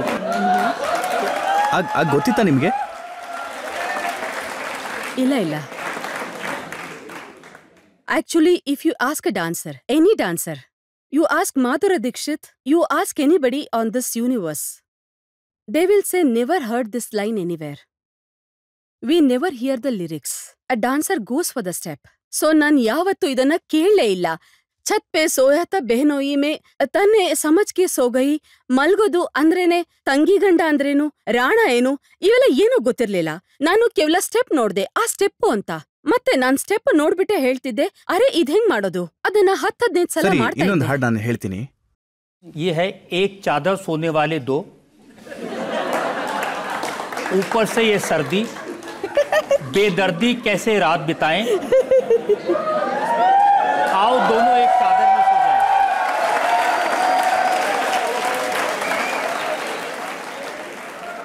ಈಗ ನೀವು 6-7 ವರ್ಷದ ಮಗುಗ್ ಹೇಳಿದ್ರೆ I am too sexy for my thing, I am too sexy for my thing ಅಂತ ಹೇಳಿದ್ರೆ ಅಂದ್ರೆ ಏನ್ ಗೊತ್ತಾಗತ್ತೆ? ಅವ್ನ್ ಹಾಡ್ತಾನೆ, ಅವ್ನ್ಗೇನ್ ಅನ್ಸತ್ತೆ ಅದೊಂದ್ ಮಂತ್ರ ಅಂತ. ಅವನಂತಾನೆ ಇದ್ಯಾವುದೋ ಮಂತ್ರ, ಹಾಡ್ ಹಂಗೆ ಹೇಳ್ತಾನೆ. ಆದ್ರೆ Jack and Jill went up to the hill to fetch a pail of water.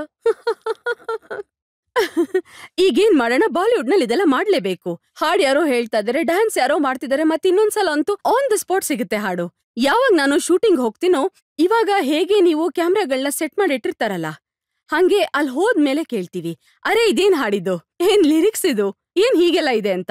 ಅಷ್ಟ್ರಲ್ಲಿ ಅದು ಫಿನಿಶ್ ಆಗೋಗಿರುತ್ತೆ, ಅದಲ್ಲೇ ಹುಡ್ಕಾಡ್ತಾರೆ. ನೋಡಿ, ಅದಕ್ಕೆ ಅಲ್ವಾ ಹೇಳೋದು 900 ಚೂಹೆ ಖಾಕೆ ಬಿಲ್ಲಿ ಹಚ್ಕೋ ಚಲಿ.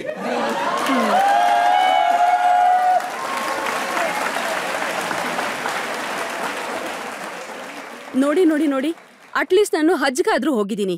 900 ಅಲ್ಲ, 1000 ಅಲ್ಲ, 5000 ಅಂತನಾದ್ರೂ ಅನ್ನಿ. ಅದನ್ ತಿಂದು ಕೊನೆಗೆ ಹಜ್ಜಿಗೆ ಹೋದ್ನಲ್ಲ ನಾನು. ಅಂದ್ರೆ ಗೌತಮ್ ಬುದ್ಧಂತರ. ಅಂದ್ರೆ ಇದ್ರಲ್ಲೂ ಸ್ತ್ರೀ ಮತ್ತೆ ಪುರುಷರಿಗೆ 2 ಮಾನದಂಡ ಇದೆ. ಬೈ ದ ವೇ, ಈ ಪ್ರಶ್ನೆನ ಸಿದ್ಧಾರ್ಥನ್ಗೆ ಯಾರು ಕೇಳೋದಿಲ್ಲ. ಅವನು ಬುದ್ಧ ಆಗ್ತಾನಲ್ಲ. ಹಿಂದೆ ನಿಮ್ಮ ಅರಮನೆಯಲ್ಲಿ ನಿಮ್ಮಪ್ಪ ನೀವು ಹೊರಗೆ ಹೋಗ್ದಿರೋ ಹಾಗೆ ಏನೇನೋ ನಿಮ್ ಮುಂದೆ ಆಕರ್ಷಣೆಗೆ ಒಳಪಡಿಸಿದ್ರು ಅಂತ ನನ್ಗೆ ಯಾರೋ ಹೇಳಿದ್ರು. ಇವ್ರತ್ರ ಹುಡುಗಿರ್ ಬಿಡ್ತಿದ್ರು, ಅಪ್ಸರೇನ್ ಬಿಡ್ತಿದ್ರು, ಏನೇನೋ ಕೊಡ್ತಿದ್ರಂತೆ. ಅವರಿಗೆ ಹೊರಗಿಂದು ಏನು ಗೊತ್ತಾಗ್ಲೇಬಾರ್ದು ಅಂತ. ಸೊ ಸಿದ್ಧಾರ್ಥನ ಯಾರೋ ಇದನ್ನ ಅವನ್ನ ಬುದ್ಧ ಅಂದಾಗ ಯಾರು ಕೇಳೋದಿಲ್ಲ. ಆದ್ರೆ ಅದ್ಯಾಕೆ ಒಬ್ಳು ಸ್ತ್ರೀ ಸಾಧ್ವಿ ಆದಾಗ ಅವಳಿಗೆ ಈ ಪ್ರಶ್ನೆ ಕೇಳ್ಬೇಕು? ನಿನ್ ಪಾಸ್ಟ್ ಅಲ್ಲಿ ನೀನು ಎಷ್ಟೆಲಿಗಳನ್ನ ತಿಂದೆ ಅಂತೆಲ್ಲ ನೋಡಿ. ಎಲ್ಲ ಅಂತೂ ಬ್ರಹ್ಮಚರ್ಯದ ವ್ರತ 12 ವರ್ಷ ಶುದ್ಧತೆ ಆಗತ್ತೆ ಆಂತರ್ಯದ್ದು. ಅದಕ್ಕೆ ಆ ಶುದ್ಧತೆ ಮಾಡ್ಕೋಬೇಕಾಗತ್ತೆ.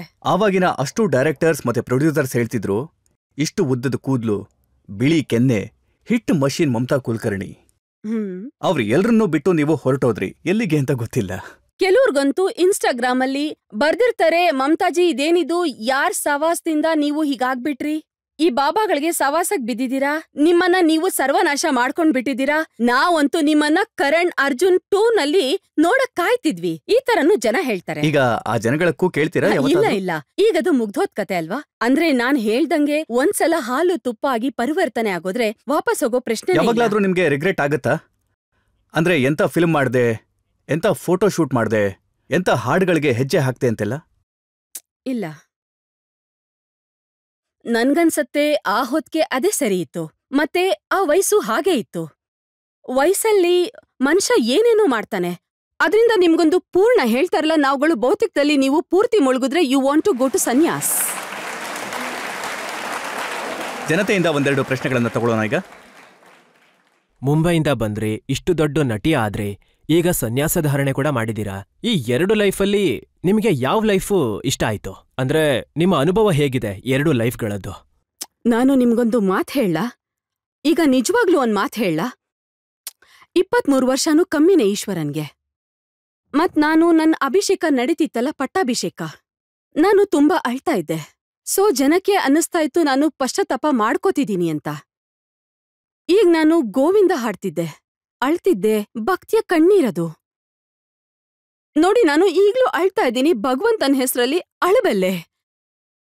ನಾನ್ ಯಾಕೆ ಅಳ್ತಾ ಇದ್ದೀನಿ ಭಗವಂತನ ಹೆಸರಲ್ಲಿ ಅಂದ್ರೆ, ನಿಮ್ಗೆ ನಿಮ್ಮ ಅಪ್ಪ ಅಮ್ಮನ್ನ ಬಿಟ್ಟು 3ನೇ ವ್ಯಕ್ತಿ ಯಾರಾದ್ರೂ ನಿಮ್ಮನ್ನ ಮನ್ಸಾರೆ ಪ್ರೀತಿಸ್ತಾರೆ ಅಂದ್ರೆ ಅದು ಭಗವಂತನೇ. ನೀವು ಅವ್ರ ಭಕ್ತಿನಲ್ಲಿ ಸಮರ್ಪಿತರಾಗಿರಿ. ನಾವುಗಳು ನಿಜವಾಗ್ಲೂ ತುಂಬಾ ಕುರುಡ್ರು, ಮೂರ್ಖರು, ದಾರಿ ತಪ್ಪಿರೋರು. ಅವರು ನಿಮ್ಗೆ ಎಷ್ಟು ಪ್ರೀತಿ ಕೊಡ್ತಾರೆ ಅಂದ್ರೆ, ಹೇಗ್ ನೋಡ್ಕೊಳ್ತಾರೆ ಅಂದ್ರೆ ಊಹೆನು ಮಾಡಕ್ಕಾಗದಿಲ್ಲ. ಮತ್ ನೀವು 23 ವರ್ಷ ಒಂದ್ ವೇಳೆ ನೀವ್ ಅವ್ರಿಗೆ ಸಮರ್ಪಿತರಾದ್ರೆ, ನಾನಂತೂ ಹೆದರ್ತೀನಿ. ಇವರಲ್ಲೂ ನಾನು ಮಹಾಮಂಡಲೇಶ್ವರ್ ಆಗಿದ್ದಕ್ಕೆ ವಿರೋಧ ಮಾಡ್ತಿದ್ದಾರೆ, ಅವ್ರ ಬಗ್ಗೆ ಹೆದರ್ಕೆ ಇದೆ. ಆದ್ರೆ ನೀವ್ ನಮ್ಮ ಸಾಮ್ರಾಜ್ಯ ಉಳಿಸ್ಕೊಳ್ಳಿ. ನನ್ಗಂತೂ ಏನೇನೂ ಇಲ್ಲ, ಎಲ್ಲ ಕೇಳ್ಕೊಂಡಿದ್ದೀನಿ ನಾನು. ಆದ್ರೆ ನಾನು ಯಾವ ಶಕ್ತಿಗಳನ್ನ ಪೂಜಿಸಿದ್ದೀನಿ ಯಾರಿಗ್ ಗೊತ್ತು? ಅವು ನಿಮ್ಮನ್ನ ಕ್ಷಮಿಸತ್ತೋ ಇಲ್ವೋ? ಈಗ ಇನ್ನೊಂದು ಬ್ರೇಕ್ ತಗೊಳ್ಳೋಣ. ಮತ್ತೆ ಬ್ರೇಕ್ನ ನಂತರ ಆಪ್ಕಿ ಅದಾಲತ್ನಲ್ಲಿ ಮಮತಾ ಕುಲಕರ್ಣಿ ಅವರ ಮೇಲೆ ಆರೋಪ ಹಾಗೂ ವಿಚಾರಣೆಯ ಮತ್ತೊಂದು ಸುತ್ತು. ತುಂಬಾ ದೊಡ್ಡ ಕಾಂಟ್ರವರ್ಸಿ ಮತ್ತೆ ತುಂಬಾ ದೊಡ್ಡ ಆರೋಗ್ಯನ್ಸಿನ ಘಟನೆಯಾಗಿದ್ದು ರಾಜ್ಕುಮಾರ್ ಸಂತೋಷಿ ಅವರ ಜೊತೆ. ಅವ್ರು ಏನ್ ಹೇಳಿದ್ರು ಅಂತಂದ್ರೆ, ನನಗೆ ಮಮತಾ ಅಂಡರ್ ವರ್ಲ್ಡ್ ಇಂದ ದಾವೂದ್ ಇಬ್ರಾಹಿಂ ಇಂದ ಬೆದರಿಕೆ ಹಾಕ್ಸಿದ್ಲು ಅಂತ. ಇಲ್ಲ ಇಲ್ಲ, ನನ್ಗೂ ಅಂಡರ್ ವರ್ಲ್ಡ್ಗೂ ಯಾವುದೇ ತರ ಸಂಬಂಧ ಇಲ್ಲ. ಸೊ ದಾವೂದ್ನು ನಾನು ಯಾವತ್ತೂ ಭೇಟಿ ಮಾಡಿಲ್ಲ. Welcome back. ಆಪ್ಕೆ ಅದಾಲತ್ನಲ್ಲಿ ಇವತ್ತಿನ ನಮ್ಮ ಅತಿಥಿ ಮುಂಬೈನ ಫಿಲ್ಮ್ಗಳ ಸೂಪರ್ ಸ್ಟಾರ್ ಮಮತಾ ಕುಲಕರ್ಣಿ. ಇವರ ಹೊಸ ಹೆಸರು ಯಮಾಯಿ ನಂದಗಿರಿ. ಆಪ್ಕೆ ಅದಾಲತ್ನಲ್ಲಿ ಮುಂದಿನ ಆರೋಪ. ಆಪ್ಕಿ ಅದಾಲತ್ನಲ್ಲಿ ಫಿಲ್ಮ್ ಸ್ಟಾರ್ ಇಂದ ಮಹಾಮಂಡಲೇಶ್ವರಾದ ಮಮತಾ ಕುಲಕರ್ಣಿ ಅವರ ಮೇಲಿರುವ ಆರೋಪವೆಂದರೆ ಇವರಿಗೆ ಇವರ ಸಕ್ಸಸ್ ತಲೆಗೆ ಏರಿತ್ತು ಎಂಬುದು. ನೋಡಿ, ನೀವು ಹೇಳ್ತೀರಾ ಆವಾಗಿಂದ ನೀವು ಫಿಲ್ಮಲ್ಲಿದ್ದಾಗ್ಲೂ ನೀವು ಧಾರ್ಮಿಕರಾಗಿದ್ರಿ ಅಂತ. ಆದರೆ ಧಾರ್ಮಿಕ ಪ್ರವೃತ್ತಿಯ ಜನ ಏನಿರ್ತಾರೆ ಅವರಿಗೆ ತುಂಬಾ ಸಂಯಮ ಇರುತ್ತೆ, ಅವರಿಗೆ ಕೋಪ ಕಮ್ಮಿ ಇರುತ್ತೆ, ಅಹಂಕಾರ ಕಮ್ಮಿ ಇರುತ್ತೆ. ಆದರೆ ನಾನು ನಿಮಗೆ ಸುಮಾರು ಉದಾಹರಣೆಗಳನ್ನು ಕೊಡಬಲ್ಲೆ. ಅಂದರೆ ನಿಮಗೆ ಸೌಂದರ್ಯದ ಬಗ್ಗೆ ಜಂಬ ಇದೆ. ಸೊ ನೀವು ಹೇಳಿದ್ರಿ ರೇಖಾ ಮತ್ತೆ ಶ್ರೀದೇವಿ ಇವರು ಕಾಸ್ಮೆಟಿಕ್ ಬ್ಯೂಟಿಗಳು, ಅಸ್ಲಿ ಬ್ಯೂಟಿ ನಾನೇ ಅಂತ. ಅಯ್ಯೋ,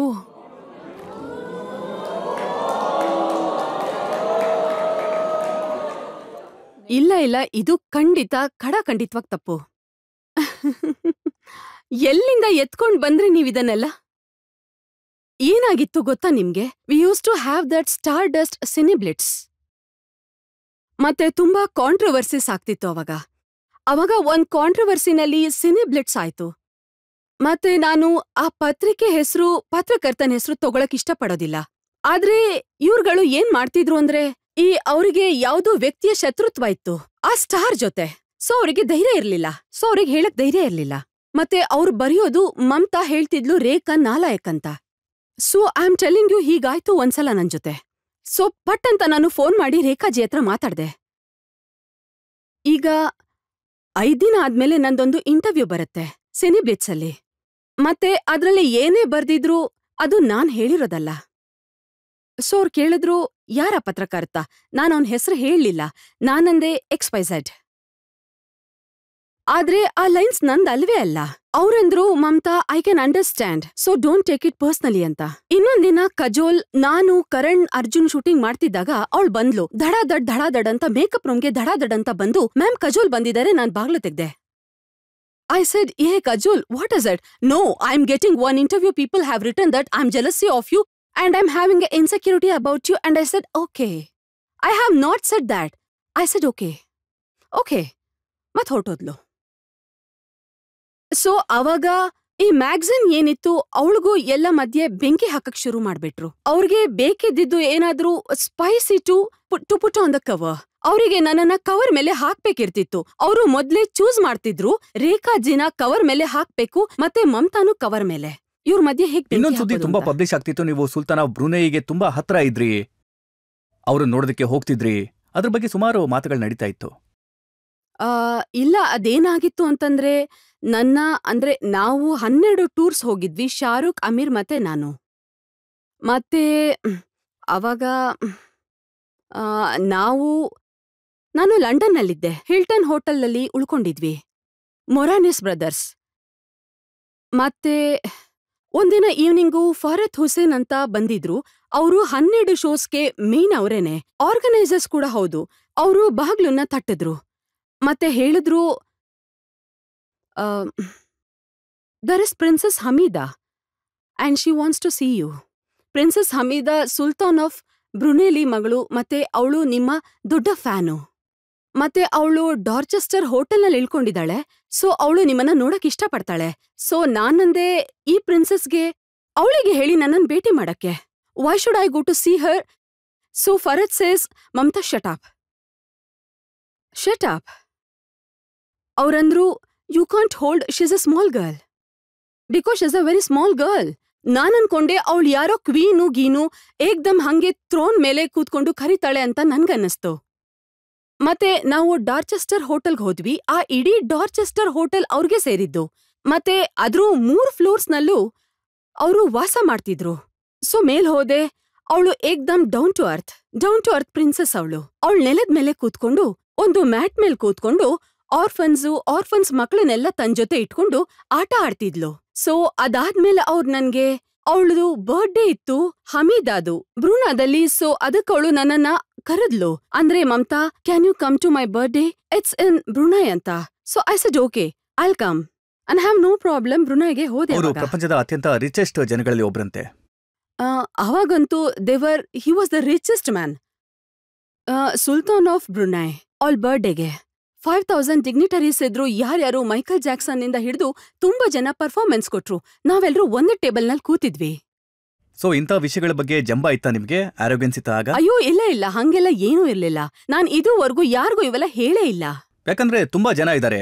ಅಮಿಷಾ ಪಟೇಲ್ ಅವ್ರು ಹೇಳಿದ್ರು, ಮಾರಿಷಸ್ ಅಲ್ಲಿ ಅವಳು ನನಗೆ ಕೆಟ್ಟ ಮಾತು ಬೈದ್ಲು, ಜಗಳ ಆಡಿದ್ಲು, ಹೊಡೆದಾಟ ಎಲ್ಲ ಆಯ್ತು ಅಂತ. ಆಕ್ಚುಲಿ ಅದೇನಾಯ್ತು ಅಂದ್ರೆ, ಅದು ನಮ್ದೊಂದು ಆಡ್ ಶೂಟಿಂಗ್ ನಡೀತಾ ಇತ್ತು. ಒಂದು 5-6 ದಿನ. ಮತ್ತೆ ಸಂಜೆ ಒಂದ್ ಹೊತ್ತಲ್ಲಿ ನಾವೆಲ್ಲರೂ ಒಟ್ಟಿಗೆ ಕೂತ್ಕೊಂಡಿದ್ವಿ ಊಟ ಮಾಡಕ್ಕೆ ಅಂತ. ಒಂದ್ ಬಫೆ ಇತ್ತು.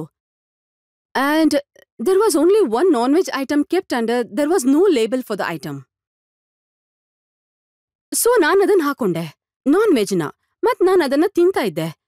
ಮತ್ತೆ ಮಿಸ್ಟರ್ ಬಜಾಜ್ ನನ್ ಸೈಡಲ್ ಕೂತಿದ್ರು. ಮತ್ ನಾನು ಒಂದ್ ಕಡೆಯಿಂದ ಅಗಿತಾ ಇದ್ದೆ. ಆಗ್ಯಕ್ಕೆ ಆಗ್ತಾ ಇರ್ಲಿಲ್ಲ. ಸೊ ಆದ್ರೆ ಬ್ರೇಕೇ ಆಗ್ತಿರ್ಲಿಲ್ಲ. ಸೊ ನಾನ್ ಕೇಳ್ದೆ, Bajajji, and that was the only one non veg kept. So ನಾನ್ ಕೇಳ್ದೆ, excuse me, can you tell me what is that meat? ನನ್ಗನ್ನಿಸ್ತು ಹಳೇದು ಅಂತ. ಅದಕ್ಕೆ ಅದು it's not getting Britain properly ಅಂತ ಅಂದೆ. ಸೊ ಅವ್ರು ನನ್ಗೆ ಹೇಳಿದ್ರು ಇದು ಡಿಯರ್ ಮೀಟ್ ಅಂತ. ಸೊ ನಾನಂದೆ ಡಿಯರ್ ಮೀಟ್. ಸೊ ನಾನಂದೆ, ಬಜಾಜಿ ನೀವೊಂದ್ ಕೆಲ್ಸ ಮಾಡ್ಬೇಕು, ಅದ್ರ ಮೇಲೆ ಲೇಬಲ್ ಹಾಕ್ಬೇಕು. ಜನ ಚಿಕನ್ ತಿಂತಾರೆ, ಮಟನ್ ತಿಂತಾರೆ, ಡಿಯರ್ ಮೀಟ್ ಯಾರ್ ತಿಂತಾರೆ? ಅವ್ರಂದ್ರು, can you put label for the next time? And I told him so softly, I said put deer. ಇವಳು ಮುಂದೆ ಇದ್ಲು, ಯಾರೋ ಹೊಸ ಹುಡುಗಿ ಇವಳು. ನಂಗಂತೂ ಗೊತ್ತೇ ಇರ್ಲಿಲ್ಲ ಅಮೀಷಾ ಪಟೇಲ್ ಇವಳು ಅಂತ. Oh my God, you celebrities are so pricey, so high. You are making controversy. You are making issue of the deer meat. So ನಾನು ಅವಳಿಗೇನು ಹೇಳಲಿಲ್ಲ. ನಾನು ಅವಳಿಗೆ ಸುಮ್ನೆ ಒಂದ್ ಲುಕ್ ಕೊಟ್ಟೆ. ಇವಳು ಯಾರವಳು ನಮ್ಮಿಬ್ರು ಮಧ್ಯ ಬರಕ್ಕೆ ಅಂತ. It's like Rakesh Roshan and Shahrukh ಕೂಡ ಏನೋ ಮಾತಾಡ್ತಿದ್ದಾರೆ. ಮತ್ತೆ ಮೂರನೇ ಅವ್ರು ಯಾರೋ, ಅವ್ರಿನ್ನು ಬಾಲಿವುಡ್ಗೆ ಕಾಲೇ ಇಟ್ಟಿಲ್ಲ. ಅವ್ರ ಮಧ್ಯೆ ಮಾತಾಡಿದ್ರೆ ಸೊ ಎಂತ ಫೀಲಿಂಗ್ ಇರತ್ ಹೇಳಿ? ಒಂದ್ ವೇಳೆ ಶಾರುಖ್ ಖಾನ್ ಮತ್ತೆ ರಾಕೇಶ್ ರೋಷನ್ ಮಾತಾಡಿದ್ರೆ ಅವಾಗ ಯಾವುದೇ ಅಸ್ತಿತ್ವ ಇರಲ್ಲ, ಯಾವ ಸ್ಟ್ಯಾಂಡಿಂಗೂ ಇಲ್ಲ ನಂದು. ಮತ್ತೆ ನಾವಿಬ್ರು ಮಧ್ಯದಲ್ಲಿ ಬಂದ್ಬಿಟ್ರೆ ಅದು ಯಾವ ಇಶ್ಯೂನಲ್ಲೂ ನನ್ಗೆ ಯಾವುದೇ. ನೀವು ಅವ್ರಿಗೆ ಹೇಳಿದ್ರಂತೆ ನಿನಗೇನ್ ಯೋಗ್ಯತೆ ಇದೆ, ನನ್ನ ಫೀಸ್ 15 ಲಕ್ಷ ಇದು ಇದೆ, ನಾನ್ ನಿಂದು 1 ಹೇಳಿದ್ದಲ್ಲ. ಲಕ್ಷ ಇದು ಅಂತ. ಇದು ಇದು ಇದು ನನ್ನ ಸೆಕ್ರೆಟರಿ ಏನಂದ್ಲು ಅವಾಗ. ಅವಳು ಹೇಳಿದ್ಲು, ಹೂ ಆರ್ ಯು? ಆಗ ಅವಳು ಏನಂದ್ಲು ಅಂತ ನನಗ್ ಗೊತ್ತಿಲ್ಲ.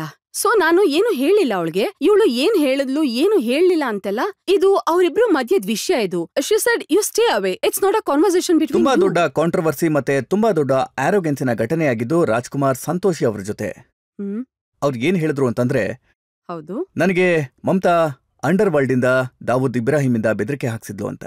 ಇಲ್ಲ, ನನ್ಗೂ ಅಂಡರ್ ವರ್ಲ್ಡ್ಗೂ ಯಾವುದೇ ತರ ಸಂಬಂಧ ಇಲ್ಲ.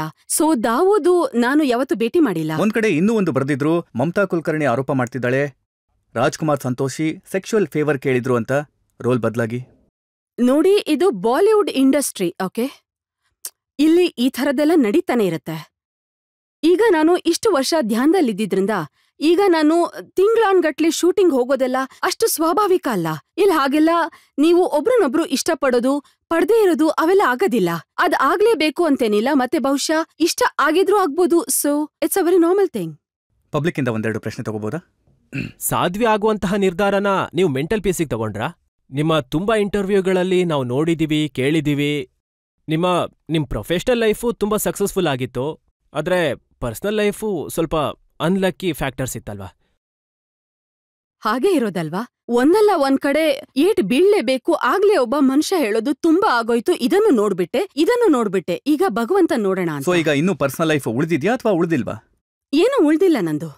ನನ್ನ ಫ್ಯಾಮಿಲಿಲೂ ಯಾರೂ ಉಳ್ದಿಲ್ಲ, ಎಲ್ರೂ ಹೋಗ್ಬಿಟ್ರು. ನಮ್ಮ ಅಪ್ಪಾಜಿ ಹೋಗ್ಬಿಟ್ರು, ಆದ್ರೆ ನಾನ್ ಹೋಗ್ಲಿಲ್ಲ. ಬಿಕಾಸ್ ಇದು ಹಿಂಗೆ ಆಗೋದು. ತಪಸ್ಸು ಒಂದು ಜಾಗದಲ್ಲೇ ಮಾಡ್ಬೇಕಾಗತ್ತೆ. ಬ್ರಹ್ಮಚರ್ಯದ ವ್ರತನೂ ನಾನು ಧಾರಣೆ ಮಾಡ್ಕೂತಿದ್ದೆ. ಅದನ್ನ 12 ವರ್ಷ ನಿಭಾಯಿಸ್ಬೇಕಾಯ್ತು. ಹಾಗ್ ಮಾಡಿದ್ರೇನೆ ಏನಾದ್ರೂ ಸಿದ್ಧಿ ಪ್ರಾಪ್ತಿಯಾಗೋದು. ಮತ್ತೆ ನೀವು ಅದೇನ್ ನಿಭಾಯಿಸಿದ್ರು ಅದ್ರ ಮೇಲೂ ನನ್ನ ಹತ್ರ ಒಂದಷ್ಟು ಪ್ರಶ್ನೆಗಳಿವೆ. ಈಗೊಂದು ಬ್ರೇಕ್ ತಗೊಳ್ಳೋಣ. ಬ್ರೇಕ್ನ ನಂತರ ಆಪ್ಕಿ ಅದಾಲತ್ನಲ್ಲಿ ಮಮತಾ ಕುಲಕರ್ಣಿ ಅವರ ಮೇಲೆ ಆರೋಪ ಹಾಗೂ ವಿಚಾರಣೆಯ ಮತ್ತೊಂದು ಸುತ್ತು. ಸೊ ಈಗ ಎಲ್ಲಿದ್ದಾರೆ ಅವರು? ಅವ್ರು ಬೇರೆಯವ್ರ ಜೊತೆ ಇದ್ದಾರೆ. ಬೇರೆ ಯಾವುದೋ ಜೈಲಲ್ಲ? ಇಲ್ಲ, ಬೇರೆ ಇನ್ಯಾರ ಜೊತೆನೋ ಇದ್ದಾರೆ. ಬಿಳಿಯೋರು ಎಲ್ಲಿ 12 ವರ್ಷ ಕಾಯ್ತಾರೆ ಯಾರಿಗೋಸ್ಕರ? ಅವರಂತೂ 1 ತಿಂಗಳು ಕಾಯೋದಿಲ್ಲ. ಇವ್ನ್ ಹೋದ್ರೆ ನೆಕ್ಸ್ಟ್ ಡೇನೆ ಇನ್ಯಾರೋ ಬಂದ್ಬಿಡ್ತಾರೆ. ಇಲ್ಲ, ಮಹಿಳೆ ಬಗ್ಗೆ ಮಾತಾಡ್ತಿಲ್ಲ ನಾನು. ಆ ಬಿಳಿಯನ್ ಕಟ್ಕೊಂಡು ನಾನೇನ್ ಮಾಡ್ಲಿ? ಆ ವಿಕ್ಕಿ ಗೋಸ್ವಾಮಿ ಎಲ್ಲಿದ್ದಾರೆ?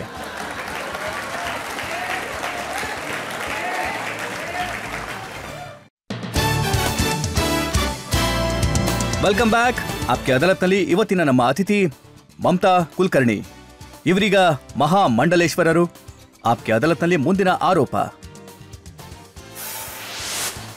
ಆಪ್ಕಿ ಅದಾಲತ್ನಲ್ಲಿ ಫಿಲ್ಮ್ ಸ್ಟಾರ್ ಇಂದ ಮಹಾಮಂಡಲೇಶ್ವರಾದ ಮಮತಾ ಕುಲಕರ್ಣಿ ಅವರ ಮೇಲಿರುವ ಆರೋಪವೆಂದರೆ ಇವರು ಮಾಫಿಯಾದ ಒಳಗಡೆ ಸಿಕ್ಕಾಕಿಕೊಂಡರು ಎಂಬುದು. ಈಗ ನೀವೇ ಹೇಳಿದ್ರಿ ನಿಮ್ಗೆ ದಾವೂದ್ ಜೊತೆ ಯಾವುದೇ ಸಂಪರ್ಕ ಇರಲಿಲ್ಲ. ಆದ್ರೆ ಫ್ಯಾಕ್ಟ್ ಏನು? ಮತ್ತೆ ಹಾರ್ಡ್ ಫ್ಯಾಕ್ಟ್ ಏನಿದೆ ನಾನು ನಿಮ್ಗೆ ಹೇಳ್ತೀನಿ. ನಿಮ್ಮೇಲೆ ಡ್ರಗ್ ಮಾಫಿಯಾದಲ್ಲಿ ಶಾಮೀಲಾಗಿದ್ದ ಆರೋಪ ಇತ್ತು. ಕಿನಿಯಾದಲ್ಲಿ ಕೇಸ್ ಆಯಿತು. ಮುಂಬೈ ಪೊಲೀಸ್ನವರು ನಿಮ್ಮೇಲೆ ಕೇಸ್ ಹಾಕಿದ್ರು, ಅಕ್ಯೂಸ್ಡ್ ಆಗಿದ್ರಿ ನೀವು. ನಾನ್ ಬೇಲೇಬಲ್ ವಾರೆಂಟ್ ಇಶ್ಯೂ ಆಯಿತು. ಮತ್ತೆ ರೆಡ್ ಕಾರ್ನರ್ ನೋಟಿಸ್ ನಿಮ್ಮ ಹೆಸರಲ್ಲಿ ಜಾರಿ ಆಯಿತು. ನಿಮ್ಮ ಫ್ಲ್ಯಾಟ್, ನಿಮ್ಮ ಸಂಪತ್ತು ಜಪ್ತಿ ಆಯಿತು. ಈಗ ನೀವು ಯಾರ ಮೇಲೆ ಏನ್ ಬೇಕಾದ್ರೂ ಆರೋಪ ಮಾಡ್ಬೋದು. ಆರೋಪದಿಂದ ಯಾರಾದ್ರೂ ತಪ್ಪಿಸ್ಕೊಂಡಿದ್ದಾರಾ? ಸೀತಾ ಮಾತೆ ತಪ್ಪಿಸ್ಕೊಂಡ್ರ? ಇವತ್ಗೂ ಆ ಬಡಪಾಯಿಗೆ ಅವಳ ಅಗ್ನಿ ಪರೀಕ್ಷೆ ಕೊಟ್ಟು ಅದಾದ್ಮೇಲೂ ಅವಳಿಗೆ ಒಬ್ಬ ದೋಬಿಯ ಅವಿವೇಕಿ ಇದಕ್ಕೂ ವಾಪಸ್ ವನ್ವಾಸ 2 ಸಲ ವನ್ವಾಸ ಅನ್ಭವಿಸ್ಬೇಕಾಯ್ತು. ಯಾವ ಕಾರಣಕ್ಕೆ? ಅವಳ್ದೇನ್ ತಪ್ಪಿತ್ತು? ಅದ್ರಲ್ಲಿ ಏನ್ ತಪ್ಪೇ ಇರ್ಲಿಲ್ವಲ್ಲ. ಇವೆಲ್ಲ ಆರೋಪಗಳು ನಿಮ್ಮೇಲ್ ಬಿದ್ದಿದ್ ಯಾಕಂದ್ರೆ ನಿಮ್ಗೆ ವಿಕಿ ಗೋಸ್ವಾಮಿ ಜೊತೆ ಹತ್ರದ ಸಂಪರ್ಕ ಇತ್ತು. ನಾನು ಅದನ್ನೇ ಅದು ಹೇಳ್ತಿದ್ದು. 97 ನಲ್ಲಿ ಅವನ ವಿರುದ್ಧ ಕೇಸ್ ಆಗಿತ್ತು. ಮುಂಬೈ ಪೊಲೀಸ್ನವರು ಕೇಸ್ ಹಾಕಿದ್ರು ಅವನ ವಿರುದ್ಧ. ಜಾಂಬಿಯಾ ಪೊಲೀಸ್ನವರು ಹಾಕಿದ್ರು, ಸೌತ್ ಆಫ್ರಿಕಾ ಪೊಲೀಸ್ನವರು ಹಾಕಿದ್ರು. ಅವನು ಜೈಲಲ್ಲೂ ಇದ್ದ. ಈ ವಿಕಿ ಗೋಸ್ವಾಮಿದು ಸ್ವಲ್ಪ ಕೀನ್ಯಾದಲ್ಲಿ, ಸೌತ್ ಆಫ್ರಿಕಾದಲ್ಲಿ ತುಂಬಾ ಶೂಟಿಂಗ್ಸ್ ನಡೀತಿತ್ತು. ಅವನು ಕೆಸಿನೋಸ್ ಅಲ್ಲಿ, ಅವನ್ ಪ್ರೈವೇಟ್ ಜೆಟ್ ಅಲ್ಲಿ, ಅಲ್ಲಿ ಇಲ್ಲಿ. ಆದ್ರೆ 15 ವರ್ಷ ದುಬೈ ಜೈಲಲ್ಲಿದ್ದ ಅವನು, ಯಾವ್ದೋ ಕೇಸ್ ಮೇಲೆ. ಮತ್ತೆ 96 ಅಲ್ಲಿ ಇಡೀ ಇಂಡಸ್ಟ್ರಿ ಅವನನ್ನ ಭೇಟಿ ಮಾಡಿ ಬಂದಾಗಿತ್ತು. ನಾನು ಎಲ್ರಿಗಿಂತ ಕೊನೆಲ್ ಹೋಗಿದ್ ಹುಡ್ಗಿ. ಮತ್ತವಾಗ ನಾನೊಬ್ಬ ಸೆಕ್ರೆಟರಿ ಕೂಡ ಚೇಂಜ್ ಆಗಿದ್ದ. ಸೆಕ್ರೆಟರಿ ಚೇಂಜ್ ಆದ, ಮತ್ತೆ ಇವನ್ ಮೂಲಕ ನನ್ ಸಂಪರ್ಕ ಮಾಡ್ದ. ಮತ್ ನನ್ಗೆ ಖುಷಿ ಆಯ್ತು ಅವನ್ ಜೊತೆ ಮಾತಾಡೋವಾಗ. ಮತ್ತೆ ತುಂಬಾ ನನ್ನ ಕೋಸ್ಟಾರ್ಸಿದ್ರು. ಅಲ್ಲಿಗ್ ಹೋಗ್ ಬಂದ್ವಿ. ನಾನವ್ರಿಗೆ ಕೇಳ್ದೆ, ಯಾರೂನು ಈ ವಿಕಿ ಗೋಸ್ವಾಮಿ ನಿಮ್ಗಳಗ್ ಗೊತ್ತಾ? ಪ್ರತಿಯೊಬ್ರು ತುಂಬಾನೇ ಅವ್ರನ್ನ ಪ್ರೇಸ್ ಮಾಡ್ತಾ ಇದ್ರು. ನಾನ್ ಕೇವಲ 10 ದಿನದಲ್ಲೇ ಅವನನ್ನ ಭೇಟಿಯಾದೆ, ವಿಕಿ ಗೋಸ್ವಾಮಿನ. ಮತ್ ನಾನು ಬಾಂಬೆಗ್ ಬಂದ್ಬಿಟ್ಟೆ.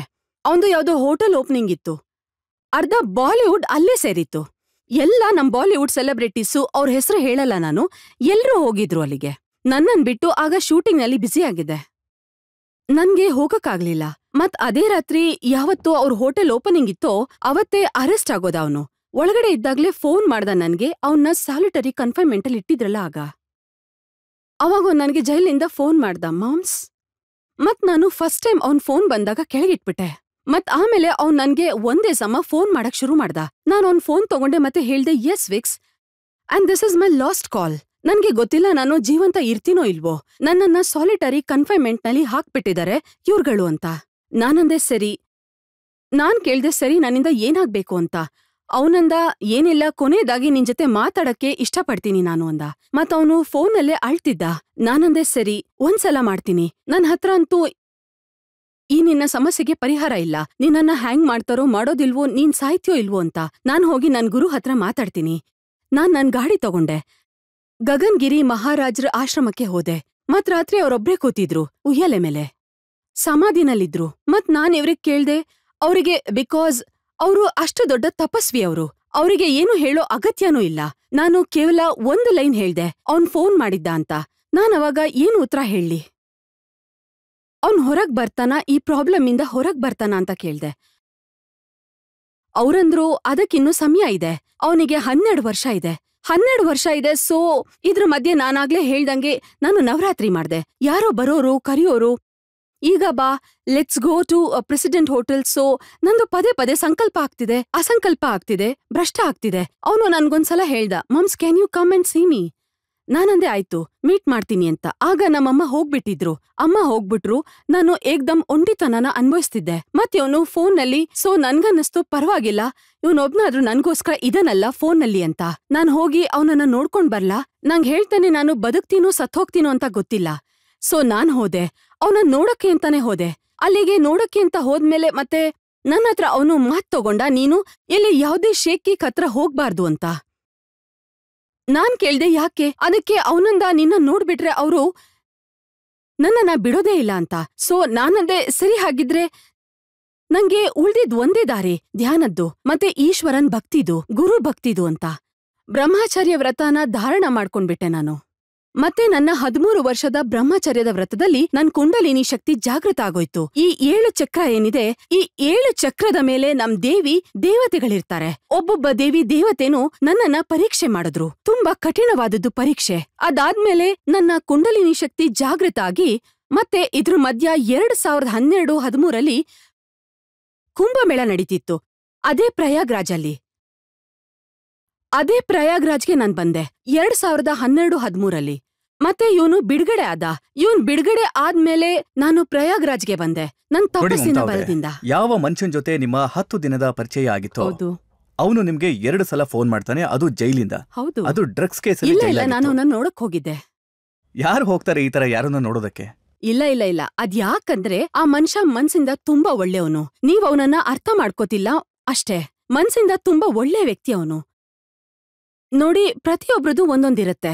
ಆದ್ರೆ ಈಗ ನಾನ್ ನಿಮ್ಗೆ ಹೇಗೆ ಹೇಳಿ? ಈಗ ನೀವು ಹೇಳ್ತಾ ಇದ್ದೀರಾ ನೀವು ತಪಸ್ ಮಾಡಿದ್ರಿ ಅಂತ. ಈಗ ನೀವು ಮೊದಲನೇ ತಪಸ್ವಿ ಇರಬೇಕು. ದುಬೈನಲ್ಲಿ ಶೇಖ್ ಜಾಯದ್ ರೋಡಲ್ಲಿ ಒಂದು ಫ್ಲಾಟ್ ಅಲ್ಲಿ ತಪಸ್ ಮಾಡಿದವರು.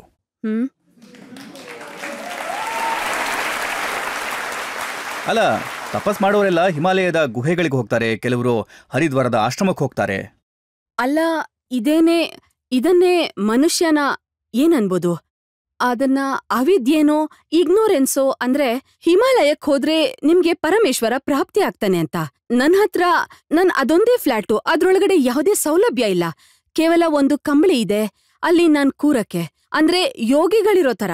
ನೀವು ಏನಾದ್ರೂ ಮಾಡಿ ಒಂದ್ವೇಳೆ ನೀವು ಭೋಗಿ ಆಗಿದ್ರೆ ಆಗ ನೀವು ಹಿಮಾಲಯದ ಕೇವ್ನಲ್ಲೂ ಒಳ್ಳೊಳ್ಳೆ ವಸ್ತುಗಳನ್ನಿಟ್ಟು ಮಜಾ ಮಾಡ್ತೀರಾ. ಅದೇ ತಪ್ಪನೆ ನಾವುಗಳು ಮಾಡ್ತಿರೋದು.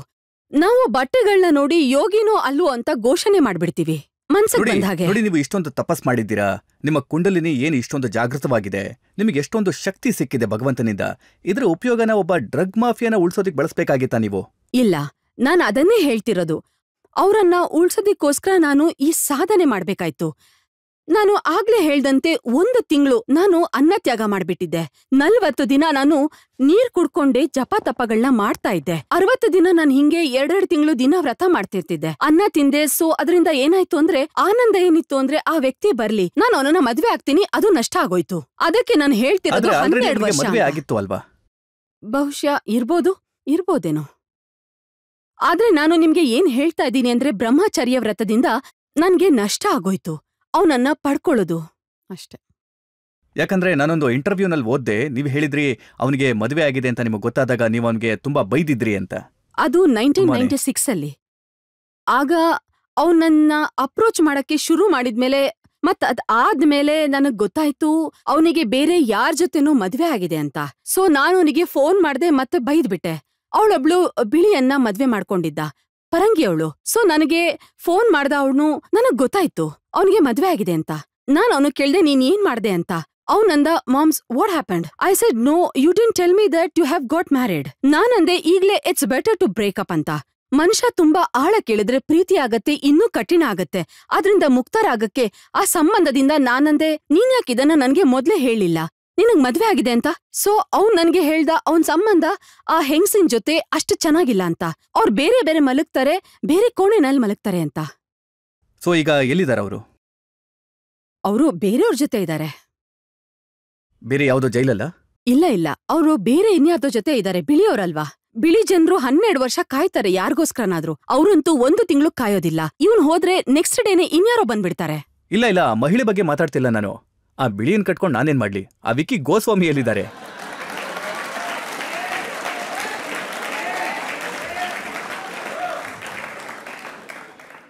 ಅವನೀಗ ಅಮೆರಿಕ ಜೈಲಲ್ಲಿದ್ದಾನೆ. ಸೊ ಅದೇನಾಯ್ತು ಅಂದ್ರೆ 2013 ಅವ್ನ್ ಬಿಡುಗಡೆ ಆಗಿ ಕೀನ್ಯಾಗ್ ಹೋದ. ನನ್ಗೆ ಭೇಟಿ ಆಗ್ಲಿಲ್ಲ ಅವನು. ಮತ್ತೆ ಅದಾದ್ಮೇಲೆ ಅವನು 1-2 ವರ್ಷ ವ್ಯವಸ್ಥಿತವಾಗಿ ಕೂಡ ಇದ್ದ. 1-2 ವರ್ಷ ಅವನು ವ್ಯವಸ್ಥಿತವಾಗಿದ್ದ. ಅಂದ್ರೆ ನೀವು ಮತ್ತೆ ತಪಸ್ ಮಾಡಲ್ವಾ ಅವನನ್ನ ಹೊರಗೆ ತರೋದಕ್ಕೆ? ಇಲ್ಲ, ನೀವು ನನ್ ಮಾತ್ ಕೇಳಿ. ಅವನು 2-3 ವರ್ಷ ನೋಡ್ದ ಸೀದಾ ಸಾದಾ ಜೀವನ ನಡ್ಸೋದಕ್ಕೆ. ಅವನ್ ಜೊತೆಗೂ ಬೇಡ್ದಿರೋ ವ್ಯವಹಾರ ಆಯ್ತು. ಈಗ ನಾನೇನ್ ಹೇಳಕ್ಕಾಗಲ್ಲ ಅವನ್ ಬರ್ತಾನ ಇಲ್ವಾ ಅಂತ. ಈಗ ನಾನು ಅವನ ಕರ್ಮಗಳನ್ನ ಅದ್ರ ಮೇಲ್ ಬಿಟ್ಬಿಟ್ಟಿದ್ದೀನಿ. ಅವನ್ ಸರಿ ಹೋಗ್ಬೇಕಂದ್ರೆ ನೋಡಿ, ಈಗ ರಾವಣ ಸೀತೆನ ಅಪಹರಣ ಮಾಡ್ದ.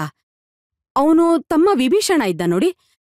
ವಿಭೀಷಣ ಇರ್ಲಿ, ಎಷ್ಟು ಜನ ಹೋಗಿ ಹೇಳಿದ್ರು ಸೀತಾಮಾತೆನ ಕಳಿಸ್ಬಿಡು ಅಂತ. ಸೀತಾಮಾತೆನ್ ಕಳಿಸ್ಬಿಟ್ರು. ಆದ್ರೆ ವಿಭೀಷಣನ್ ಮಾತ್ನ ಕೇಳಲೇ ಇಲ್ಲ ರಾವಣ. ಸೊ ಹಂಗೆ ಆಗುತ್ತೆ ಜೀವನದಲ್ಲಿ ಕೂಡ. ಯಾರ್ದು ಯಾರಿಗ್ ಗೊತ್ತಿರುತ್ತೆ, ಯಾರ್ದು ಏನ್ ಕರ್ಮ ಇರುತ್ತೆ ಅಂತ, ಅವ್ರದ್ದೇನಿರುತ್ತೆ ಅಂತ ಅಲ್ವಾ? ಅದಕ್ಕೆ ಅವನು ವಾಪಸ್ ಅಮೆರಿಕಾಗ್ ಹೋದ. 2016, 17, 18, 19, 20 ಆಮೇಲೆ ನಾನು ವಾಪಸ್ ತಪಸ್ಸೆ ಕೂತ್ಕೊಂಡೆ. ಈ ಸಲ ನಾನು ನನ್ ಮೇಲೆ ಏನ್ ಕೇಸ್ ಹಾಕಿದ್ರಲ್ಲ. ಮತ್ ನಾನು 2017 ನಾನು ನರೇಂದ್ರ ಮೋದಿ ಮತ್ತೆ ಅಮಿತ್ ಶಾಗೆ ಒಂದು ಪತ್ರ ಬರ್ದೆ. ನಾನದನ್ನ ಆಮೇಲೆ ಪ್ರಕಟ ಮಾಡ್ತೀನಿ, ರಿಲೀಸ್ ಮಾಡ್ತೀನಿ. ಅವ್ರಿಗೆ ನಾನು ನೇರವಾಗಿ ಹೇಳಿದ್ದೆ, ನಾನು ತಪಸ್ಬಿಟ್ಟು ಬೇರೆ ಏನೂ ಮಾಡಿಲ್ಲ ಅಂತ. ಮತ್ತೆ ಈ ಆರೋಪ ಏನ್ ನನ್ಮೇಲೆ ನಿಮ್ ಕಮಿಷನರ್ ನಿಮ್ಮ ACP ಮಾಡಿದನಲ್ಲ, ಅದು ತಪ್ಪು. ಮತ್ತೆ ನಾನವರಿಗೆ 2017 ಒಂದು ಪತ್ರ ಬರ್ದಿದ್ದೆ. ನಾನದನ್ನ ರಿಲೀಸ್ ಮಾಡ್ತೀನಿ ನಿಮ್ಗೋಸ್ಕರ. ಅದ್ರಲ್ಲಿ ನಾನೇನ್ ಬರ್ದಿದ್ದೀನಿ ಅಂತ ನೀವೇ ನೋಡಿ. ನೀವೇ ಹೇಳ್ಬಿಡಿ ಪಬ್ಲಿಕ್ಗೆ ಏನ್ ಬರ್ದಿದ್ದೀರಾ ಅಂತ. ಇಲ್ಲ, ನಾನು ಅದ್ರಲ್ಲಿ ತುಂಬಾ ವಿಸ್ತಾರವಾಗಿ ಬರ್ದಿದ್ದೀನಿ. ನಾನು ಇಷ್ಟು ವರ್ಷ ತಪಸ್ ಮಾಡಿದ್ದೀನಿ. ಮತ್ತೆ ನಾನು ಡ್ರಗ್ಸ್ಗೆ ಯಾರು ಇಳಿತಾರೆ, ದುಡ್ಡುಗೋಸ್ಕರ ಕೆಲವರು ಡ್ರಗ್ಸ್ಗೆ ಅಂತ ಇಳಿತಾರೆ. ಯಾರ್ ಬಾಲಿವುಡ್ಗೆ ಹೋಗಿ ಒಂದು ದಿನದಲ್ಲಿ 10 ಲಕ್ಷ ಸಂಪಾದಿಸ್ತಾಳೋ ಅವಳು ತನ್ನ 3 ಅಪಾರ್ಟ್ಮೆಂಟ್ಸ್ನ ಪಾಳ್ ಬೀಳೋದನ್ನ ನೋಡಿದಾಳೆ. ಅಲ್ಲಿಗ್ ನಾನು 25 ವರ್ಷ ಹೋಗೇ ಇಲ್ಲ. ಅದ್ ಹಾಳಾಗೋಗ್ಲಿ, ಏನಾದ್ರೂ ಆಗ್ಲಿ, ಅದನ್ನ ನೋಡಕ್ಕೂ ಹೋಗಿಲ್ಲ. ಅಂತವಳು ಡ್ರಗ್ಸ್ ಇಳಿತೀನ? ಅದು 2. ಡ್ರಗ್ಸ್ ಇಳಿದ್ರೆ ಯಾತಕ್ಕೋಸ್ಕರ ಇಳಿಬೇಕು? ಮತ್ ಒಂದ್ ಕೋಣೆಲಿರೋಳು. ನಿಮ್ಗೆ ಯಾವತ್ತಾದ್ರೂ ರಿಗ್ರೆಟ್ ಆಗುತ್ತಾ? ಅಂದ್ರೆ ಒಬ್ಬ ತಪ್ಪು ವ್ಯಕ್ತಿ ಸಹವಾಸಕ್ಕೆ ಬಿದ್ದುಬಿಟ್ರಿ, ಅದರಿಂದಾಗಿ ಎಷ್ಟೊಂದು ತಲೆನೋವು ಸಹಿಸ್ಕೋಬೇಕಾಯ್ತು ಅಂತ, ಇಷ್ಟೊಂದು ದುಃಖ ಆಗ್ತಿದೆ.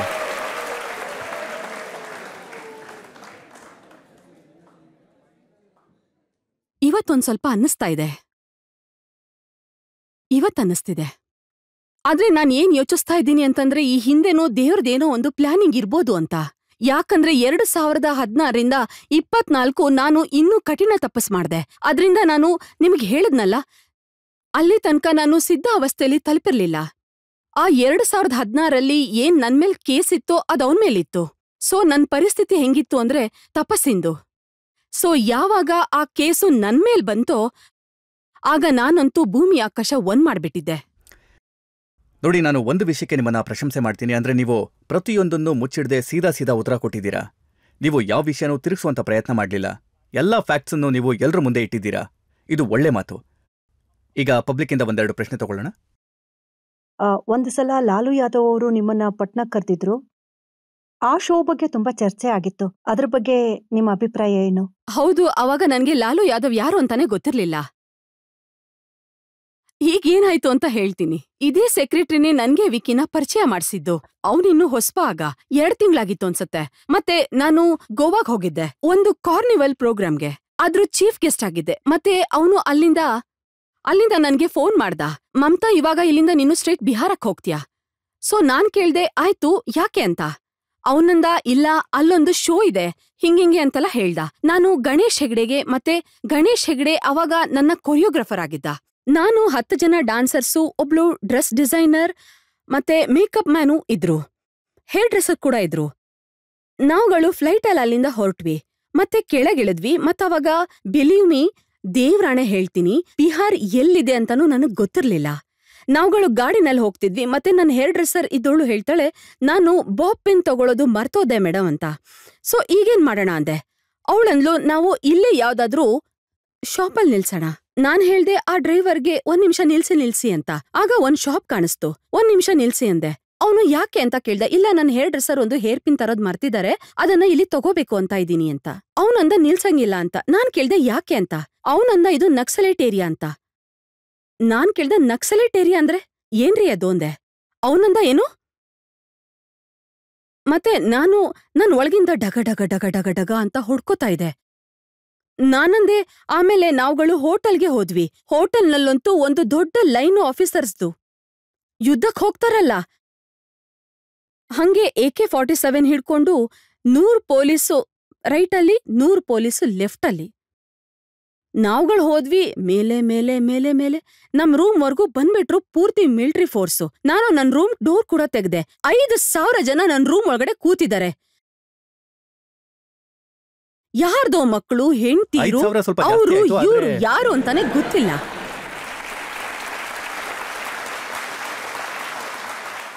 ತುಂಬಾ ಜನ ತುಂಬ್ಕೊಂಡಿದ್ರು, 1000 ಜನ ತುಂಬ್ಕೊಂಡಿದ್ರು, ಎಣ್ಸಕ್ಕಾಗ್ಲಿಲ್ಲ. ಆದ್ರೆ ಪೂರ್ತಿ ತುಂಬ್ಕೊಂಡಿದ್ರು. ಸೋಫಾ ಮೇಲೆ ಒಂಚೂರು ಜಾಗನೇ ಇರ್ಲಿಲ್ಲ. ಅಂದ್ರೆ ಎಲ್ಲಾ ಕಡೆ ಜನ ಅಂದ್ರೆ ಜನ, ನಿಮ್ ಕೋಣೆನಲ್ಲೂ ತುಂಬ್ಕೊಂಡ್ಬಿಟ್ಟಿದ್ರು. ಜನ ಅಂದ್ರೆ ಜನ. ಮತ್ತೆ ಆಮೇಲೆ 1 ಗಂಟೆ ಆದ್ಮೇಲೆ ಫೋನ್ ಬಂತು, ನಿಮ್ ಶೋ ರೆಡಿ ಇದೆ. ನಾವುಗಳೆಲ್ರೂ ಗಣೇಶ್ ಹೆಗ್ಡೆ ಡಾನ್ಸರ್ಸು ಎಲ್ರೂ ಅಲ್ಲಿಗೆ ಹೋಗಿ ತಲುಪಿದ್ವಿ. ಡ್ರೆಸ್ಸಿಂಗ್ ರೂಮಲ್ಲಿ ಮತ್ತೆ ಜನ. ಇನ್ನೊಂದು 10,000 ಜನ ಡ್ರೆಸ್ಸಿಂಗ್ ರೂಮಲ್ಲಿ ತುಂಬ್ಕೊಂಡ್ಬಿಟ್ಟಿದ್ದಾರೆ. ಒಂದೇ ಸಮ ಕಚ ಅಂತ ತುಂಬ್ಕೊಂಡ್ಬಿಟ್ಟಿದ್ದಾರೆ. ಡ್ರೆಸ್ಸಿಂಗ್ ಮಾಡ್ಕೊಳಕ್ಕೂ ಜಾಗ ಇಲ್ಲ. ಮತ್ತೆ ಡಾನ್ಸರ್ಸ್ ಎಲ್ರೂ ನನ್ನ ಹತ್ರಕ್ ಬಂದ್ರು. ಗಣೇಶ್ ಹೆಗ್ಡೆ ನನ್ನ ಹತ್ರಕ್ ಬಂದ್ರು. ಮತ್ತೆ ನನಗ್ ಹೇಳ್ತಾನೆ, ಮಮತಾಜಿ ನಾವೇನ್ ಮಾಡೋದೀಗ?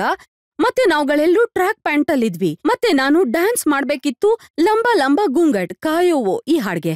ಸೊ ನಾನಂದೆ, ಒಂದ್ ಕೆಲ್ಸ ಮಾಡೋಣ, ಇದೇ ಟ್ರ್ಯಾಕ್ ಸೂಟಲ್ಲಿ we will go on the stage.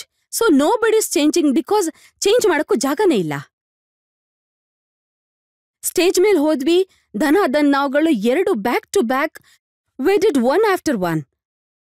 ಮತ್ತೆ ಎಲ್ಲಾ ಡಾನ್ಸರ್ಸು ನನ್ ರೂಮಲ್ಲೇ ಕೂತಿದ್ರು. We were waiting for our flight. It was next day morning. ಎಲ್ಲಾ ಡಾನ್ಸರ್ಸು ನನ್ನ ಗೇರವ್ ಮಾಡ್ಕೊಂಡು ನನ್ ರೂಮಲ್ಲೇ ಕೂತಿದ್ರು. ಜನ ಹೋಗಕ್ ತಯಾರೇ ಇರ್ಲಿಲ್ಲ. ಡ್ಯಾನ್ಸರ್ಸ್ ಎಲ್ರು ನನ್ ರೂಮಲ್ಲಿ ಹಾಗೆ ಕೂತಿದ್ರು. ಎಲ್ರೂ ಹೆದ್ರಿದ್ರು ಎಲ್ ಬಂದ್ಬಿಟ್ವಿ ಅಂತ.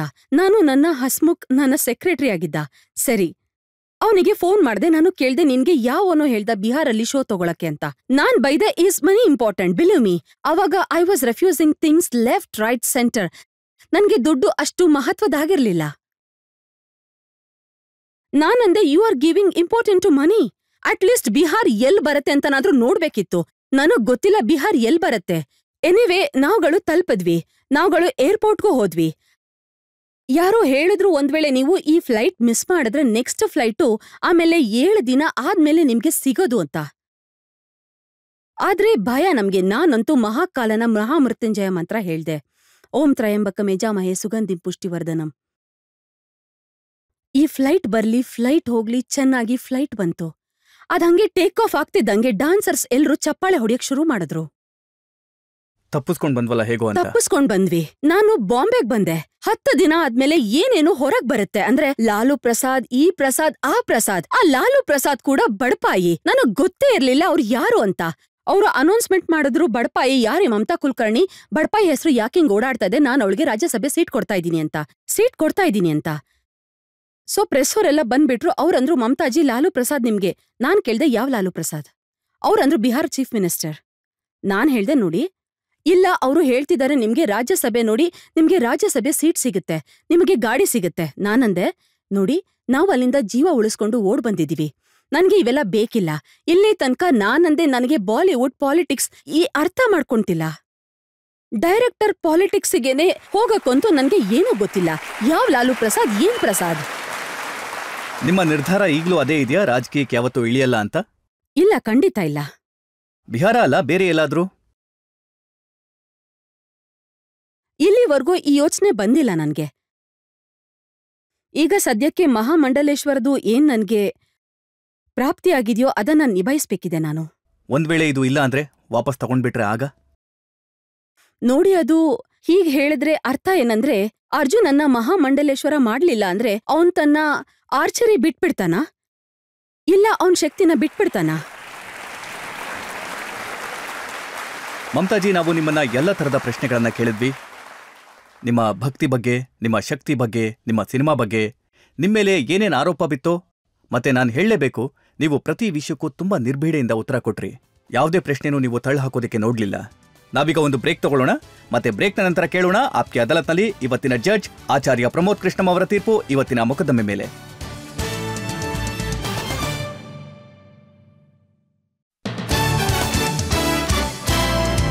Welcome back. ಆಪ್ಕೆ ಅದಾಲತ್ನಲ್ಲಿ ನಾವಿವತ್ತು ಮೊಕದ್ದಮೆ ನಡೆಸಿದ್ವಿ ನಮ್ಮ ಜಮಾನಾದ ಬಹುದೊಡ್ಡ ಸ್ಟಾರ್ ಮಮತಾ ಕುಲಕರ್ಣಿ ಅವರ ಮೇಲೆ. ಇವತ್ತು ಅವರು ಮಹಾಮಂಡಲೇಶ್ವರರು. ಇವತ್ತಿನ ಮೊಕದ್ದಮೆ ಮೇಲೆ ತೀರ್ಪನ್ನ ನೀಡಲಿದ್ದಾರೆ ನಮ್ಮ ಜಡ್ಜ್ ಕಲ್ಕಿ ಧಾಮದ ಪೀಠಾಧೀಶ್ವರರಾಗಿರುವಂತ ಆಚಾರ್ಯ ಪ್ರಮೋದ್ ಕೃಷ್ಣಂ. ಇಲ್ಲಿಯವರೆಗೂ ನಡೆದ ವಿಚಾರಣೆಯನ್ನ ಗಮನದಲ್ಲಿಟ್ಟುಕೊಂಡು ಈ ನ್ಯಾಯಾಲಯ ಈ ಒಂದು ನಿರ್ಣಯಕ್ಕೆ ಬಂದಿದೆ. ಇವರು ತಮ್ಮ ಜೀವನವನ್ನೇ ರೂಪಾಂತರಗೊಳಿಸಿಕೊಳ್ಳುವಂಥ ವಿಶಿಷ್ಟ ಕಾರ್ಯ ಮಾಡಿದ್ದಾರೆ. ಕಿನ್ನರ ಅಖಾಡದ ಮಹಾಮಂಡಲೀಶ ಆಗೋದ್ರ ವಿವಾದದ ಬಗ್ಗೆ ಇನ್ನು ಹೇಳೋದಾದ್ರೆ, ಸನ್ಯಾಸ ಧಾರಣೆ ಮಾಡೋದು ಶರೀರದ ಅಲ್ಲ, ಆತ್ಮದ ವಿಚಾರವಾಗಿದೆ ಮತ್ತು ಆತ್ಮಕ್ಕೆ ಯಾವುದೇ ಲಿಂಗಭೇದವಿರೋದಿಲ್ಲ. ಹಾಗಾಗಿ ಇವರು ಕಿನ್ನರ ಅಖಾಡದ ಮಹಾಮಂಡಲೀಶ ಆಗೋದ್ರಲ್ಲಿ ಯಾವುದೇ ತಪ್ಪಿಲ್ಲ.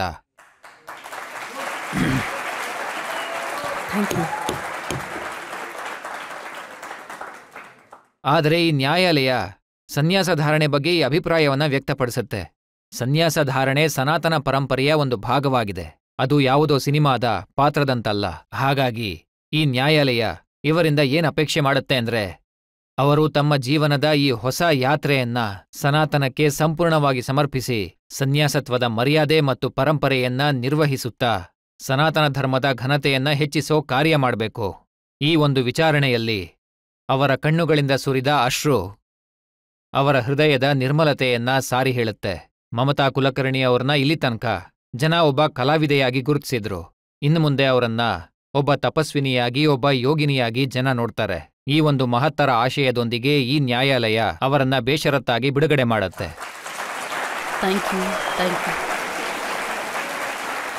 Thank you. ಇದೇ ವಿಶ್ವಾಸದೊಂದಿಗೆ ಮಮತಾ ಕುಲಕರ್ಣಿ ಅವರು ಇದೇ ತರಹ ಧರ್ಮದ ಸೇವೆಯನ್ನ ಮಾಡ್ತಾ ಇರ್ತಾರೆ. ಜನಗಳ ಒಳ್ಳೆಯದಕ್ಕೆ, ಶಾಂತಿಗೆ ಮತ್ತೆ ಕಲ್ಯಾಣಕ್ಕಾಗಿ ಕೆಲಸ ಮಾಡ್ತಾರೆ ಅನ್ನೋ ವಿಶ್ವಾಸದೊಂದಿಗೆ ಇವತ್ತಿನ ಮೊಕದ್ದಮೆ ಇಲ್ಲಿಗೆ ಮುಗಿಸ್ತಾ ಇದ್ದೇವೆ. ಮುಂದಿನ ವಾರ ನಿಮ್ಮನ್ನ ಮತ್ತೆ ಭೇಟಿ ಮಾಡ್ತೇನೆ ಇನ್ನೊಬ್ರು ಹೊಸ ವ್ಯಕ್ತಿಯೊಂದಿಗೆ. ಅಲ್ಲಿವರೆಗೂ ನಮಸ್ಕಾರ.